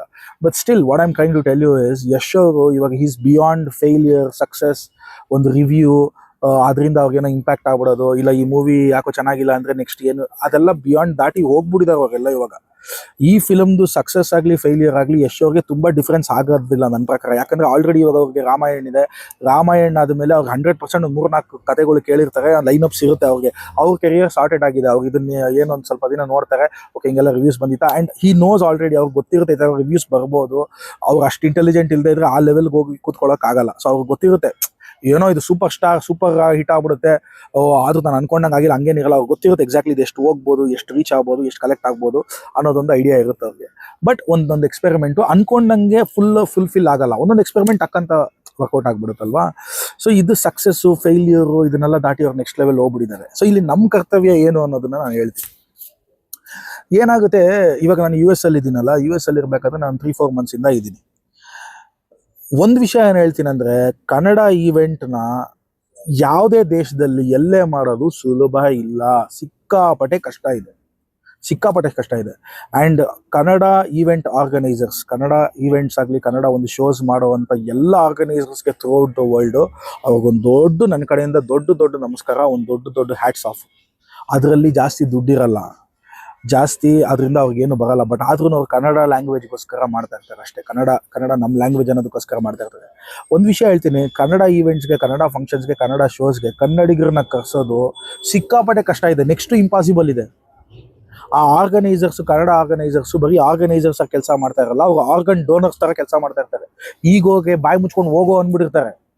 ಆ ಕನ್ನಡ ಫಂಕ್ಷನ್ಗೆ ಜನರನ್ನ ಸೇರಿಸೋದು ತುಂಬ ಕಷ್ಟ ಇದೆ. ನಾನು ಯಾವುದೇ ಸ್ಟೇಟ್ಗೆ ಹೋಗಲಿ, ಯಾವುದೇ ಸಿಟಿಗೆ ಹೋಗಲಿ, ಇಲ್ಲಿ ಎಷ್ಟು ಜನ ಕನ್ನಡಿಗರು ಇದ್ದಾರೆ ಸರ್ ಅಂತ ಕೇಳ್ತೀನಿ. ಅವರು ಸರ್ 3,000-4,000 ಜನ ಇದ್ದಾರೆ ಅಂತ ಹೇಳ್ತಾರೆ. ಬಟ್ ನಾಳೆ ಈವೆಂಟ್ಗೆ 150-200 ಜನನೇ ಬರೋದು. ಇನ್ನು ಮಿಕ್ಕಿದ ಜನ ಅವ್ರು ಕನ್ನಡಿಗ ಅಂತ ಹೇಳ್ಕೊಳ್ಳೋಕ್ಕೆ ಅವ್ರಿಗೇನು ಅವಮಾನನೋ ಏನೋ, ಅಥವಾ ಅವ್ರು ಅಂಡರ್ ಕವರ್ ಏಜೆಂಟ್ಸು, ದುರಂಧರ್ ಫಿಲಮಲ್ಲಿ ರಣವೀರ್ ಸಿಂಗ್ ಥರ ಇರ್ತಾರೆ. ಅವರು ಎಲ್ಲೂ ನನ್ನ ಕನ್ನಡಿಗ ಅಂತ ನನಗೊಬ್ಬನಿಗೆ ಮಾತ್ರ ಗೊತ್ತಿರಬೇಕು ಈ ಥರ ಇರ್ತಾರೆ. ಇಷ್ಟೆಲ್ಲದ್ರ ಮಧ್ಯ ಕನ್ನಡಿಗರನ್ನ ಸೇರಿಸೋದು ತುಂಬ ಕಷ್ಟ ಇದೆ. ಅಷ್ಟರಲ್ಲಿ ಇವರೆಲ್ಲ ಇಷ್ಟೊಂದು ಈವೆಂಟ್ಸ್ನ ಮಾಡಿ ಎಷ್ಟಾಗುತ್ತೋ ಅಷ್ಟು ಮುನ್ನುಗ್ಗಿಸ್ತಾ ಇದ್ದಾರೆ. ಇಲ್ಲಿ ಬಂದು ನಿಮಗೆ ಬೇರೆ ದೇಶದಲ್ಲಿ ಬಂದಾಗ ಗೊತ್ತಾಗುತ್ತೆ, ತೆಲುಗು ಅವ್ರನ್ನ ತಗೊಳ್ಳಿ, ತಮಿಳವ್ರನ್ನ ತಗೊಳ್ಳಿ, ಮಲಯಾಳಂ ಅವ್ರನ್ನ ತಗೊಳ್ಳಿ, ಒಂದು ಈವೆಂಟಿಂಗ್ ಮಾಡಿ ಒಂದು 150-200 ಜನ ಹಂಗಂಗೆ ಸೇರ್ಬಿಡ್ತಾರೆ. ಯಾವುದೋ ಪೂಜೆ ಮಾಡಿ, ಯಾವುದೋ ಪಾಟ್ಲಕ್ ಈವೆಂಟ್ ಮಾಡಿ, ಪಾಟ್ಲಕ್ ಅಂದ್ರೆ ಗೊತ್ತಿರಬೇಕೆಲ್ಲ, ಊಟ ತೊಗೊಂಬಂದು ಒಟ್ಟಿಗೆ ತಿಂದು ಒಂದು ಪಿಕ್ನಿಕ್ ತರ ಮಾಡೋದು, ಅದಕ್ಕೇನೆ ಒಂದು 500 ಜನ 1000 ಜನ ಬೇಕಾದ್ರೂ ಸೇರ್ಬಿಡ್ತಾರೆ. ಬಟ್ ಕನ್ನಡ ಈವೆಂಟ್ಸ್ಗೆ ಕನ್ನಡಿಗರನ್ನ ಕರೆಸೋದು ಸಿಕ್ಕಾಪಟ್ಟೆ ಕಷ್ಟ ಇದೆ. ಅದೇನೋ ನಮ್ಗೆ ಇದು ಶಾಪನೋ ಇಲ್ಲ ದೇವ್ರು ನಮ್ಗೆ ಅದೇನು ಮಾಡ್ಬಿಟ್ಟರೋ, ನಮಗೆ ಅದೇನೋ ಗೊತ್ತಿಲ್ಲಪ್ಪ, ಅದು ನಾನು ಅದ್ರ ಬಗ್ಗೆ ಹೇಳೋಕೆ ಕಷ್ಟ ಆಗುತ್ತೆ.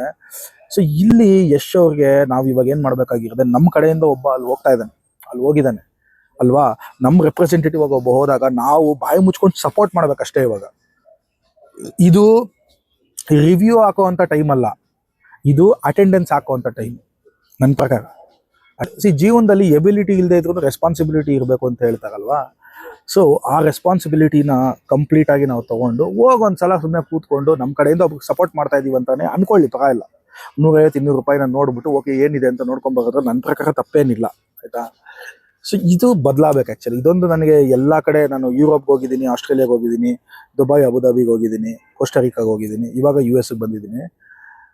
ಎಲ್ಲ ಕಡೆನೂ ಇದೇನೆ ಪ್ರಾಬ್ಲಮ್. ಎಲ್ಲ ಕಡೆನೂ ಅಂದರೆ ಕನ್ನಡದವ್ರಿಗೇನೆ ಸಪೋರ್ಟ್ ಇಲ್ಲ. ನಾವು ಕಷ್ಟಪಡಬೇಕು, ತುಂಬ ಕಷ್ಟಪಡಬೇಕು, ತುಂಬ ರೆವಿನ್ಯೂ ಕಮ್ಮಿ ಇದೆ. ಇದು ಯಾವುದೇ ಇವೆಂಟ್ ಮಾಡಿದ್ರು ಅಷ್ಟೇ, ರಾಜ್ಯೋತ್ಸವ ಇವೆಂಟ್ ಮಾಡಿದ್ರು ಅಷ್ಟೇ, ಒಂದು ಹಬ್ಬದ ಫಂಕ್ಷನ್ ಮಾಡಿದ್ರು ಅಷ್ಟೇ, ಎಲ್ಲದರಲ್ಲೂ ಈ ಚಾಲೆಂಜಸ್ ಇದೆ. ಇದನ್ನೆಲ್ಲ ದಾಟ್ಬಿಟ್ಟು ನಮ್ಮವ್ರು ಏನು ಮಾಡ್ತಾರೆ, ಈವೆಂಟ್ಸ್ನ ಮಾಡಬೇಕಾಗುತ್ತೆ. ಓಕೆನಾ. ಅದ್ರಲ್ಲಿ ಜಾಸ್ತಿ ದುಡ್ಡು ಬರಲ್ಲ, ಅವ್ರಿಗೆ ದುಡ್ಡು ಇರಲ್ಲ, but still for the love of the language ಮಾಡಬೇಕು. ಬಟ್ ಇದು ಚೇಂಜ್ ಆಗಬೇಕು ಆ್ಯಕ್ಚುಲಿ ನನ್ನ ಪ್ರಕಾರ. ಆನೆಸ್ಟ್ಲಿ ಸ್ಪೀಕಿಂಗ್, ನೆಕ್ಸ್ಟ್ ಜನರೇಷನ್ ಅವರು ಇಲ್ಲಪ್ಪ ನಮ್ಮ ಕನ್ನಡದವ್ನು ಏನಾದರೂ ಮಾಡ್ತಾ ಇದ್ದಾನೆ ಅಂದರೆ ಅವ್ನಿಗೆ ಸಪೋರ್ಟ್ ಮಾಡಬೇಕು. ಚೆನ್ನಾಗಿದೆಯೋ ಚೆನ್ನಾಗಿಲ್ಲೋ ಅದು ಅವನೇ ಚೆನ್ನಾಗಿದೆ ಚೆನ್ನಾಗಿಲ್ಲೋ ಅವ್ನು ಏನಾನ ಮಾಡ್ಕೊಳ್ಳಿ. ನಮ್ಮ ಡ್ಯೂಟಿ ಏನಂದರೆ ನಾವು ಅವ್ನಿಗೆ ಸಪೋರ್ಟ್ ಮಾಡೋದು, ನಾವು ಒಂದು ಅಟೆಂಡೆನ್ಸ್ ಹಾಕೋದು, ನಾವು ಅವ್ನಿಗೆ ಬಿಡಪ್ಪ ಮಾಡು ಏನೋ ಒಂದು ಮಾಡೋದು ನಿನ್ನಿಷ್ಟ ಅಂತ ಹೇಳೋದು ಸಿಕ್ಕಾಪಟ್ಟೆ ಮುಖ್ಯ. ಇದು ನಾವು ಮಾಡ್ತಾ ಇಲ್ಲ. ನಾವು ಕನ್ನಡಗೆ ಅಂತ ಏನಾದ್ರು ಸಪೋರ್ಟ್ ಮಾಡಕ್ಕೆ ಬಂದಾಗ ಒಂಥರ ವಿಶ್ವಮಾನವ ಥರ ಮಾತಾಡ್ಬಿಡ್ತೀವಿ ನಾವು. ಎಲ್ಲರೂ ಜನರಿಕ್ ಒಪಿನಿಯನ್ ಜೊತೆ ನಾವು ಜಾಯ್ನ್ ಆಗ್ಬಿಡ್ತೀವಿ. ಇದು ಬೇಡ ನನ್ನ ಪ್ರಕಾರ. ನಂದೊಂದು humble request, every Kannada artist ಅವ್ನು ಏನಾದರೂ ಮಾಡ್ತಾ ಇದ್ದಾನೆ ಅಂತ ಇದ್ರೆ ದಯವಿಟ್ಟು ನಾವು ಸಪೋರ್ಟ್ ಮೈಂಡ್ ಹೋಗ್ಬಿಡೋಣ. ಅದು ಚೆನ್ನಾಗಿಲ್ಲದ್ರೂ ಪರವಾಗಿಲ್ಲ, ನಾವು ಸಪೋರ್ಟ್ ಮಾಡಿ ಓಕೆನಪ್ಪ ಇದರಲ್ಲಿ ಹಿಂಗಿದೆ, ನೆಕ್ಸ್ಟ್ ಟೈಮ್ ಇದನ್ನು ಹಿಂಗೆ ಮಾಡ್ಕೊಂಡು ಈ ಮೈಂಡ್ ಸೆಟ್ಗೆ ನಾವು ಬರಬೇಕು. ಯಾಕಂದರೆ ಬೇರೆಯವ್ರು ಅದೇ ಮೈಂಡ್ ಸೆಟ್ಟಲ್ಲಿ ಇದ್ದಾರೆ, ತೆಲುಗುವರಾಗಲಿ ತಮಿಳವರಾಗಲಿ ಏನೇ ಆಗಲಿ, ಆಯ್ತಪ್ಪ ನಮ್ಮ ಆಳು, ಇವ್ನು ನಮ್ಮವನು, ಮಾಡಪ್ಪ ಅಂತ ಈ ಥರ ಇರ್ತಾರೆ. ನಾವು ಬೇರೆ ದೇಶಕ್ಕೆ ಬಂದಾಗ ನಮಗೆ ಗೊತ್ತಾಗುತ್ತೆ ಕನ್ನಡ ಅದು ಯಾವ ಥರ ಇದೆ, ಬೇರೆಯವರೆಲ್ಲ ಯಾವ ಥರ ಇದ್ದಾರೆ ಅಂತ. ಇಲ್ಲಿ ಎನ್ನಡ ಎಕ್ಕಡ ತುಕಡ ಮಧ್ಯೆ ಕನ್ನಡ ಮೇಲೆ ಬರಬೇಕು, ಆ ಥರ ಆಗ್ಬಿಟ್ಟಿದೆ. ಅಂಥದ್ರಲ್ಲಿ ಸಪೋರ್ಟ್ ಮಾಡೋವಂಥ ಮೈಂಡ್ ಸೆಟ್ಟು ನಾವು ದಯವಿಟ್ಟು ಬೆಳೆಸ್ಕೋಬೇಕು. ಇದನ್ನ ಮೈ ಹಂಬಲ್ ರಿಕ್ವೆಸ್ಟ್. ನಾನು ಆ್ಯಕ್ಚುಲಿ ಇಲ್ಲಿ ಬಂದು ನಾನು ಸ್ಟ್ಯಾಂಡಪ್ ಕಾಮಿಡಿ ಮಾಡ್ತಾ ಇದ್ದೀನಿ ಅಂದರೆ ಕನ್ನಡಿಗರೇ ಕಾರಣ. ಅದಕ್ಕೆ ಪ್ರತಿಯೊಬ್ಬ ಕನ್ನಡಿಗ, ಪ್ರತಿಯೊಬ್ಬ ವ್ಯೂವರು, ಪ್ರತಿಯೊಬ್ಬ ಸಬ್ಸ್ಕ್ರೈಬರು, ಪ್ರತಿಯೊಬ್ಬ ಫಾಲೋವರು ಕಾರಣ. ನಾನು US ಬರೋದಕ್ಕೆ ಕಾರಣ ಆಯಿತಾ. ಸೊ ಇದು ಹಿಂಗೆ ಮುಂದುವರಿಬೇಕು. ಆಮೇಲೆ ನಮ್ಮ ಮುಂದಿನ ಜನರೇಷನ್ಗಳಿಗೆ, ಮಕ್ಕಳು ಆರ್ಟ್ ಫಾರ್ಮಲ್ಲಿ ಬರುವಂಥ ಜನರೇಷನ್ಗಳಿಗೆ ಬರಬೇಕಂದ್ರೆ ನಾವು ಸ್ವಲ್ಪ ಅಲ್ಲಿ ನಾವು ಒಂದು ಬೆಡ್ ಆಫ್ ರೋಸಸ್ ಮಾಡ್ಕೊಡ್ಬೇಕು. ಒಂದು ಸ್ವಲ್ಪ ನಾವು ಕಂಫರ್ಟ್ ಮಾಡ್ಕೊಡ್ಬೇಕು. ಯಾರೇ ಬಂದ್ರು ನಾವು ಕನ್ನಡದವ್ನು ಮಾಡ್ತಾ ಇದ್ದಾನೆ ಅಂದರೆ ನಮ್ಗೆ ಇಷ್ಟ ಆಗದೆ ಇರ್ಬೋದು, ಬಟ್ ನಾವು ಸಪೋರ್ಟ್ ಮಾಡಬೇಕಾಗಿರೋದು ನಮ್ಮ ಡ್ಯೂಟಿ. ನಾವು ಈ ಥರ ದಯವಿಟ್ಟು ಇನ್ಮೇಲೆ ಥಿಂಕ್ ಮಾಡಲೇಬೇಕಾಗಿದೆ. ಇದು ಆ್ಯಕ್ಚುಲಿ ಚೇಂಜ್ ಆಗಲೇಬೇಕು. ಎಲ್ಲರಿಗೂ ಗೊತ್ತು, ನೀವು ತೆಲುಗು ಹತ್ರ ಯಾವ ನಾವು ಮಾತಾಡಿ ಅವ್ರ ಬಗ್ಗೆ, ಕನ್ನಡದವ್ರ ಬಗ್ಗೆ ನಿಮ್ಗೆ ಏನು ಅನ್ಸುತ್ತೆ ಅಂತ ಕೇಳಿದ್ರೆ ಅವ್ರು ಅದನ್ನೇ ಹೇಳ್ತಾರೆ. ಅವ್ರವ್ರ ಮಧ್ಯೆ ಸ್ವಲ್ಪ ಅದು ಆಗಲ್ಲ ಅಲ್ವಾ, ಆ ಥರ ಅಲ್ವಾ ನಿಮ್ಮದು ಅಂತ ನನಗೆ ಎಷ್ಟೋ ಜನ ಹೇಳಿದ್ದಾರೆ. ಇದು ಬದಲಾಗಬೇಕು. ಯಾವುದೇ ಕಂಟೆಂಟ್ ಬರಲಿ, ಏನೇ ಬರಲಿ, ಚೆನ್ನಾಗಿದೆಯೋ ಚೆನ್ನಾಗಿಲ್ವೋ ಅದು ಅದೇವ್ರು ಡಿಸೈಡ್ ಮಾಡ್ತಾರೆ. ನಾವು ಸಪೋರ್ಟಿವ್ ಮೈಂಡ್ ಸೆಟ್ಗೆ ಬರಬೇಕು ಅನ್ನೋದೇ is my only point. Support ಮಾಡಬೇಕು ಇವ್ರಿಗೆ, ನಮ್ದೊಂದು ಡ್ಯೂಟಿ. ಒಂದು $100 ಹೋದ್ರೆ ಚೆನ್ನಾಗಿರಲಿ, ಅವಾಗೇನೋ ಮಾಡಲಿ ಅನ್ನೋದು ಮೈಂಡ್ ಸೆಟ್ ಬರಬೇಕು ಅನ್ನೋದೇ ನನ್ನ ಒಂದು ಆನೆಸ್ಟ್ ಒಪಿನಿಯನ್. ಎಲ್ಲ ಆರ್ಟಿಸ್ಟ್ಗೂ, ಸಿಂಗರ್ ಆಗಿರ್ಬೋದು, ಕಾಮಿಡಿಯನ್ ಆಗಿರ್ಬೋದು, ಆಮೇಲೆ ಯಾಕಂದರೆ ನಮ್ಮ ಇಂಡಸ್ಟ್ರಿ ಅಥವಾ ನಮ್ಮ ಒಂದು ಕನ್ನಡ ಲ್ಯಾಂಗ್ವೇಜಲ್ಲಿರುವಂಥ ಆರ್ಟ್ ಫಾರ್ಮ್ಸ್ಗೆ ಇದು ಬೇಕಾಗಿದೆ. ಈ ಸಪೋರ್ಟಿವ್ ಮೈಂಡ್ ಸೆಟ್ ಬೇಕಾಗಿದೆ. ಸೆನ್ಸ್ ಆಫ್ ಕಮ್ಯುನಿಟಿ ಬೇಕಾಗಿದೆ. ಸೆನ್ಸ್ ಆಫ್ ಕಮ್ಯುನಿಟಿ ಜಾಸ್ತಿ ಇಲ್ಲ ನಮಗೆ. ಅದು ಯಾರೋ ಹೇಳ್ತಾ ಇದ್ರು ಒಂಥರ, ಇಲ್ಲಿ 100 ಆನೆ, ಒಂದು 2 ಯುದ್ಧ ನಡಿಬೇಕಾದ್ರೆ 2 ಟೀಮ್ಸ್ ಮಧ್ಯ ಇಲ್ಲಿ 100 ಆನೆ ಇದ್ರೆ, ಆ ಕಡೆ 100 ಆನೆ ಇದ್ರೆ, ಈ ಕಡೆ ಕನ್ನಡದವ್ರ ಕಡೆ 100 ಒಂಟಿ ಸಲಗಗಳಿದೆಯಂತೆ. ಆ ಥರ ಸುಮ್ಮನೆ ತಮಾಷೆ ಮಾಡ್ತಾ ಇರ್ತಾರೆ, ನಿಮ್ದೆಲ್ಲ ಯೂನಿಟಿ ಇಲ್ಲ ಅನ್ನೋ ಥರ. ಸೊ ಸೆನ್ಸ್ ಆಫ್ ಕಮ್ಯುನಿಟಿ ಮತ್ತು ಒಂದು ಸಪೋರ್ಟಿವ್ ಮೈಂಡ್ ಸೆಟ್ ಬರಲೇಬೇಕು. ಇದು IT-ಲಾಗಿರ್ಬೋದು, IT-ನಲ್ಲೂ ಅಷ್ಟೇ. ನಿಮ್ಗೆ ಏನಾದರೂ ಕನ್ನಡ ಮ್ಯಾನೇಜರ್ ಸಿಕ್ಬಿಟ್ರೆ ಅವ್ನು ನನ್ನನ್ನು ಬೆಳೆಸ್ತಾನೋ ಇಲ್ವೋ, ಇದೊಂದು ಭಯ ಇದೆ ಎಲ್ರಿಗೂ. ಅದು ಓಪನ್ ಆಗಿ ಆಚೆ ಹೇಳಕ್ಕೆ ಅವ್ರಿಗೆ ಧೈರ್ಯ ಇಲ್ಲದೆ ಇರ್ಬೋದು. ಎಲ್ಲದರಲ್ಲೂ ಬದಲಾಗಬೇಕಿದು. ನಮ್ಮ ಕನ್ನಡದವನೊಬ್ಬ ಇದ್ದಾನೆ, ಅವ್ನು ಏನೋ ಮಾಡ್ತಾ ಇದ್ದಾನೆ ಅಂದರೆ ನಾವು ನಿಜವಾಗ್ಲೂ ಮೊನ್ನೆ ರೀಸೆಂಟಾಗಿ ನಮ್ಮ ಚಕ್ರವರ್ತಿ ಚಂದ್ರಚೂಡ್ ಅವ್ರು ಇದ್ದಾರಲ್ಲ, ಒಂದು ಸೂಪರ್ ಆಗಿರೋ ಒಂದು ಲೈನ್ ಹೇಳಿದ್ರು, ನಂಗೆ ತುಂಬ ಇಷ್ಟ ಆಯಿತು. ಅದು ಒಂದೊಂದ್ಸಲ ಅವ್ರು ಹೇಳಿದ್ದೇನೆಂದರೆ, ಒಂದೊಂದ್ಸಲ ಏನಾಗುತ್ತೆ ಈ ನಮ್ಮ ಕನ್ನಡದಲ್ಲಿ ಭುಜ ತಟ್ಟೋರ್ಗಿಂತ ತೊಡೆ ತಟ್ಟೋರೇ ಜಾಸ್ತಿ ಅನ್ನೋ ಥರ. ನೋಡಿ ಎಷ್ಟು ಚೆನ್ನಾಗಿದೆ. ಭುಜ ತಟ್ಟೆ ಬಿಡುಗುರು, ನೀನು ಚೆನ್ನಾಗಿ ಏನೋ ಮಾಡುಗುರು, ನಿನ್ನ ಇಷ್ಟ ಮಾಡುಗುರು ಅಂತ ಹೇಳೋರ್ಗಿಂತ ನಿನ್ನ ಜೊತೆ ನಾನು ಏನಾದರೂ ಇದು ಬಿಡಬೇಕು, ನಾವು ಬಿಡಬೇಕು. ಅದು ಬದಲಾಗಬೇಕು, ಸ್ಲೋಲಿ ಬದಲಾಗುತ್ತೆ. ಸೊ ದಯವಿಟ್ಟು ಈ ವಿಡಿಯೋ ನೋಡ್ತಾ ಇರೋದು ಎಲ್ಲರೂ, ಪ್ರತಿಯೊಬ್ಬ ಆರ್ಟಿಸ್ಟ್ಗೂ, ಪ್ರತಿಯೊಬ್ಬ ಕನ್ನಡ ಆರ್ಟಿಸ್ಟ್ಗೂ ಒಂದು ಸಪೋರ್ಟಿವ್ ಮೈಂಡ್ ಸೆಟ್ಟಿಂದ ನಾವು ಅವ್ರಿಗೆ ಹೆಲ್ಪ್ ಮಾಡೋಣ, ಅಥವಾ ಸಪೋರ್ಟಿವ್ ಮೈಂಡ್ ಸೆಟ್ಟಿಂದ ಅವ್ರ ಜೊತೆ ಅಪ್ರೋಚ್ ಆಗೋಣ. ಓಕೆನಾ. ಇದು ಹ್ಯಾವಿಂಗ್ ಸೆಡ್ ದಟ್, ಇಂಥ ದೊಡ್ಡ ಹೀರೋ, ಇಂಥದ್ರಲ್ಲಿ ಯಶ್ ಅವರು, ನೀವು ಹೋಗ್ಬಿಟ್ಟು ಟಾಕ್ಸಿಕ್ ರಿವ್ಯೂ ಅಂತ ಯೂಟ್ಯೂಬಲ್ಲಿ ಹೊಡೆದ್ರೆ 1,00,000 ವಿಡಿಯೋ ಇದೆ ಗುರು. ಆ 1,00,000 ವಿಡಿಯೋನಲ್ಲಿ ಇಂಡಿಯಾದು ಪ್ರತಿ ಒಂದು ಸ್ಟೇಟಿಂದನೂ ಮಿನಿಮಮ್ 5 ವಿಡಿಯೋ ಇರುತ್ತೆ, ಬೇರೆ ಲ್ಯಾಂಗ್ವೇಜಸ್ದು. ಆ ಲೆವೆಲ್ ಕ್ರೇಜ್ ಹುಟ್ಟಿಸಿರೋದು ಯಾರು? ನಮ್ಮ ಹುಡುಗನೇ ಅಲ್ವಾ, ನಮ್ಮವರೇ ಅಲ್ವಾ, ಇಲ್ಲಿಂದ ಹೋಗಿರೋರೇ ಅಲ್ವಾ. ನಾವು ಅವ್ರಿಗೆ ಸೇಫ್ಟಿ ನೆಟ್ ಆಗಿರಬೇಕು.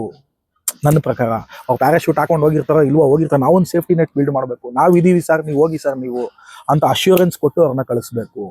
ಅದು ಬಿಟ್ಟು ನಾವೇ ಇಲ್ಲಿ ಹೇಳೋದ್ರಲ್ಲಿ ಏನು ಪಾಯಿಂಟೇ ಇಲ್ಲ. ಇಲ್ಲಿ ನಾವೆಲ್ಲ ಕ್ರಿಟಿಸೈಸ್ ಮಾಡೋದಾಗ್ಲಿ, ನಾನು ಹೇಳಿದ್ನಲ್ಲ, ಫಿಲಮ್ ಚೆನ್ನಾಗಿದೆಯೋ ಚೆನ್ನಾಗಿಲ್ಲೋ ನಾನು ನೋಡಿದ್ದೀನಿ, ಅದು ನನ್ನ ಒಪಿನಿಯನ್ಸ್ನ ನಾನು ನನ್ನೊಳಗೆ ಇಟ್ಕೊತೀನಿ ಆಯ್ತಾ. ಆ ಒಪಿನಿಯನ್ಸ್ನ ನಾವು ಆನಿಯನ್ಸ್ ಥರ ಎಲ್ಲರ ಮಧ್ಯೆ ಕಟ್ ಮಾಡಿ ಎಲ್ಲರ ಕಣ್ಣಲ್ಲಿ ನೀರು ಬರ್ಸೋ ಅವಶ್ಯಕತೆ ಇಲ್ಲ. ಒಪಿನಿಯನ್ಸ್ನ ನಮ್ಮ ಜೊತೆನೇ ನಾವು ಇಟ್ಕೊಂಡು ಖುಷಿಯಾಗಿ ನುಂಗ್ಬಿಡೋದು ಬೆಸ್ಟು. ಯಾಕಂದರೆ ನಮ್ಮ ಲ್ಯಾಂಗ್ವೇಜ್ಗೆ ಅದು ಬೇಕಾಗಿದೆ. ನಮ್ಮ ಫ್ಯೂಚರ್ ಆರ್ಟಿಸ್ಟ್ ಯಾರೇ ಬರಬೇಕಾದ್ರೂ ಯೋಚನೆ ಮಾಡಬಾರ್ದು, ನಾನು ಕನ್ನಡ ಲ್ಯಾಂಗ್ವೇಜಿಂದ ನಾನು ಆರ್ಟಿಸ್ಟ್ ಆಗ್ತಾ ಇದ್ದೀನಿ, ಇದರಲ್ಲಿ ಮೊದಲೇ ನಮ್ಮವರೇ ನಮಗೆ ಸಾಥ್ ಕೊಡಲ್ಲ, ಇಷ್ಟೊಂದು ಕಷ್ಟ ಇದೆ, ಬೇಡ ಬಿಡು ಅಂತ ಯಾರು ಥಿಂಕ್ ಮಾಡಬಾರ್ದು. ಫಿಯರ್ಲೆಸ್ ಆಗಿ ಬರಬೇಕು. ನಾವೊಂದು ಆ ಈಕೋ ಸಿಸ್ಟಮ್ನ ನಾವು ಇನ್ಮೇಲೆ ಬಿಲ್ಡ್ ಮಾಡೋಣ. ಇನ್ನು ಮುಂದೇನಾದರೂ ಸರಿ, ಯಾವುದೇ ಇನ್ಮೇಲೆ ಇದು ಬಿಟ್ಬಿಡೋಣ ನಾವು. ಒಂಥರ ಏನಂದರೆ ತುಂಬ ಕ್ರಿಟಿಸೈಸ್ ಮಾಡೋದು, ತುಂಬ ಅದರಲ್ಲಿ ಏನೋ ಮಾಡೋಕೆ ಹೋಗೋದು. ನಮ್ಮ ಕನ್ನಡ ಲ್ಯಾಂಗ್ವೇಜಲ್ಲಿರೋ ಆರ್ಟಿಸ್ಟ್ಗೆ ಸಪೋರ್ಟ್ ಬೇಕಾಗಿದೆ, ಆ ಕಂಫರ್ಟ್ ಫೀಲಿಂಗ್ ಬೇಕಾಗಿದೆ. ನಾವು ಇನ್ಮೇಲೆ ಆ ಥರ ದಯವಿಟ್ಟು ಥಿಂಕ್ ಮಾಡೋಣ. ಇದು ನನ್ನ ಸ್ಟ್ರಾಂಗ್ ಫೀಲಿಂಗು, ನಾನು ನೋಡಿ ಅಬ್ಸರ್ವ್ ಮಾಡಿರೋದು. ಇನ್ಮೇಲೆ ನಾವು ಈ ಥರ ಮಾಡೋದಕ್ಕೆ ಆದಷ್ಟು ಟ್ರೈ ಮಾಡೋಣ. ಒಬ್ರಿಗೊಬ್ರು ಸಾಥ್ ಕೊಡೋದು ಅಷ್ಟೇ ಮಾಡಬೇಕಾಗಿರೋದು. ಲಾಸ್ಟ್ಲಿ ನಾನು ಏನು ಹೇಳ್ತೀನಿ ಅಂದರೆ, ಯಶ್ ಅವ್ರದ್ದು 3 ಎನ್ಕೌಂಟರ್ಸ್ ನಾನು ನಿಮ್ಗೆ ಸ್ಟಾರ್ಟಿಂಗಲ್ಲಿ ಹೇಳಿದೆ. ಇನ್ನೊಂದು ರೀಸೆಂಟಾಗಿ US ಬಂದಮೇಲೆ ಅವ್ರು ನಾನು ಎನ್ಕೌಂಟರ್ ಮಾಡಿಲ್ಲ, ಬಟ್ ಅವ್ರ ಬಗ್ಗೆ ನಾನು ಕೇಳಿದ ಕೆಲವು ವಿಷಯಗಳು ಹೇಳ್ತೀನಿ. ನಾನು ಶಿಕಾಗೋ ಹೋದಾಗ ಅಲ್ಲಿ ನಮ್ಮ ಫ್ರೆಂಡ್ ಮನೇಲಿದ್ದಾಗ ಅಲ್ಲೊಬ್ರು ಸಿಕ್ಕಿದ್ರು, ಒಬ್ರು ಫ್ರೆಂಡು. ಅವ್ರು ಆ್ಯಕ್ಚುಲಿ ಯಶ್ ಅವ್ರಿಗೂ ತುಂಬ close friend. So I think Radhika madam ಅವರ ಅಣ್ಣ ಬಂದ್ಬಿಟ್ಟು ಶಿಕಾಗೋನಲ್ಲೇ ಇರೋದು ಅನ್ಸುತ್ತೆ. ಸೊ ಯಶ್ ಅವರು ಮತ್ತು ಮೇಡಮು ತುಂಬ ಸ್ಟ್ರೀಟ್ಸಲ್ಲೆಲ್ಲ ಓಡಾಡ್ತಾರೆ. ಶಿಕಾಗೋ ತುಂಬ ಚೆನ್ನಾಗಿದೆ, ಡೌನ್ ಟೌನಲ್ಲಿ ತುಂಬ ಸುಂದರವಾಗಿದೆ, ಅಲ್ಲೆಲ್ಲ ಓಡಾಡ್ತಾ ಇರ್ತಾರೆ ಅಂತ ನಾನು ತುಂಬ ಕೇಳ್ಪಟ್ಟಿದ್ದೆ. ಅವರು ಹೇಳ್ತಾ ಇದ್ರು ಯಶ್ ಅವ್ರದ್ದು ವಿಷನ್ ಹೇಗಿರುತ್ತೆ, ಇಲ್ಲ ಯಶ್ ಅವ್ರಿಗೆ ಯಾವಾಗಲೇ ಹಿಂಗಿತ್ತು ಥಾಟ್ ಪ್ರಾಸೆಸ್, ಅವ್ರು ಹಿಂಗೆ ಅಂದ್ಕೊಂಡಿದ್ರು, ಇದು ಹಿಂಗೆ ಆಗುತ್ತೆ ಅಂತ ಅಂದ್ಕೊಂಡ್ರು, ನಾವು is just walking the path ಅಂತ ಹೇಳ್ತಾ ಇದ್ರು. ಅದೊಂದಾಯಿತು ಈ ಶಿಕಾಗೋನಲ್ಲಿ. ಕ್ಯಾಲಿಫೋರ್ನಿಯಾಗೆ ನಾನು ಹೋದಾಗ, ಕ್ಯಾಲಿಫೋರ್ನಿಯಲ್ಲಿ one of the biggest Kannada Sangha ಅಲ್ಲಿ ಕ್ಯಾಲಿಫೋರ್ನಿಯಾನಲ್ಲಿದೆ, ಬೇ ಏರಿಯಾ ಅನ್ನೋ ಒಂದು ಜಾಗ ಎಲ್ರಿಗೂ ಗೊತ್ತಿರುತ್ತೆ. ಆ ಕನ್ನಡ ಸಂಘದಲ್ಲಿ ತುಂಬ ಜನ ಇದ್ದಾರೆ, 2,500 ಜನ ಇದ್ದಾರೆ. ಅವ್ರ ಮನೆಗೆ ಐ ಥಿಂಕ್ ಸಾಯಂಕಾಲ ಡಿನ್ನರ್ಗೆ ಹೋದಾಗ ಅವ್ರೇನು ಮಾಡಿದ್ರು, ಮನೇಲಿ US ನಿಮ್ಗೆ ಗೊತ್ತಿರ್ಬೋದು ಎಲ್ಲ ಕಡೆ ಬ್ಯಾಕ್ ಯಾರ್ಡ್ ಇರುತ್ತೆ.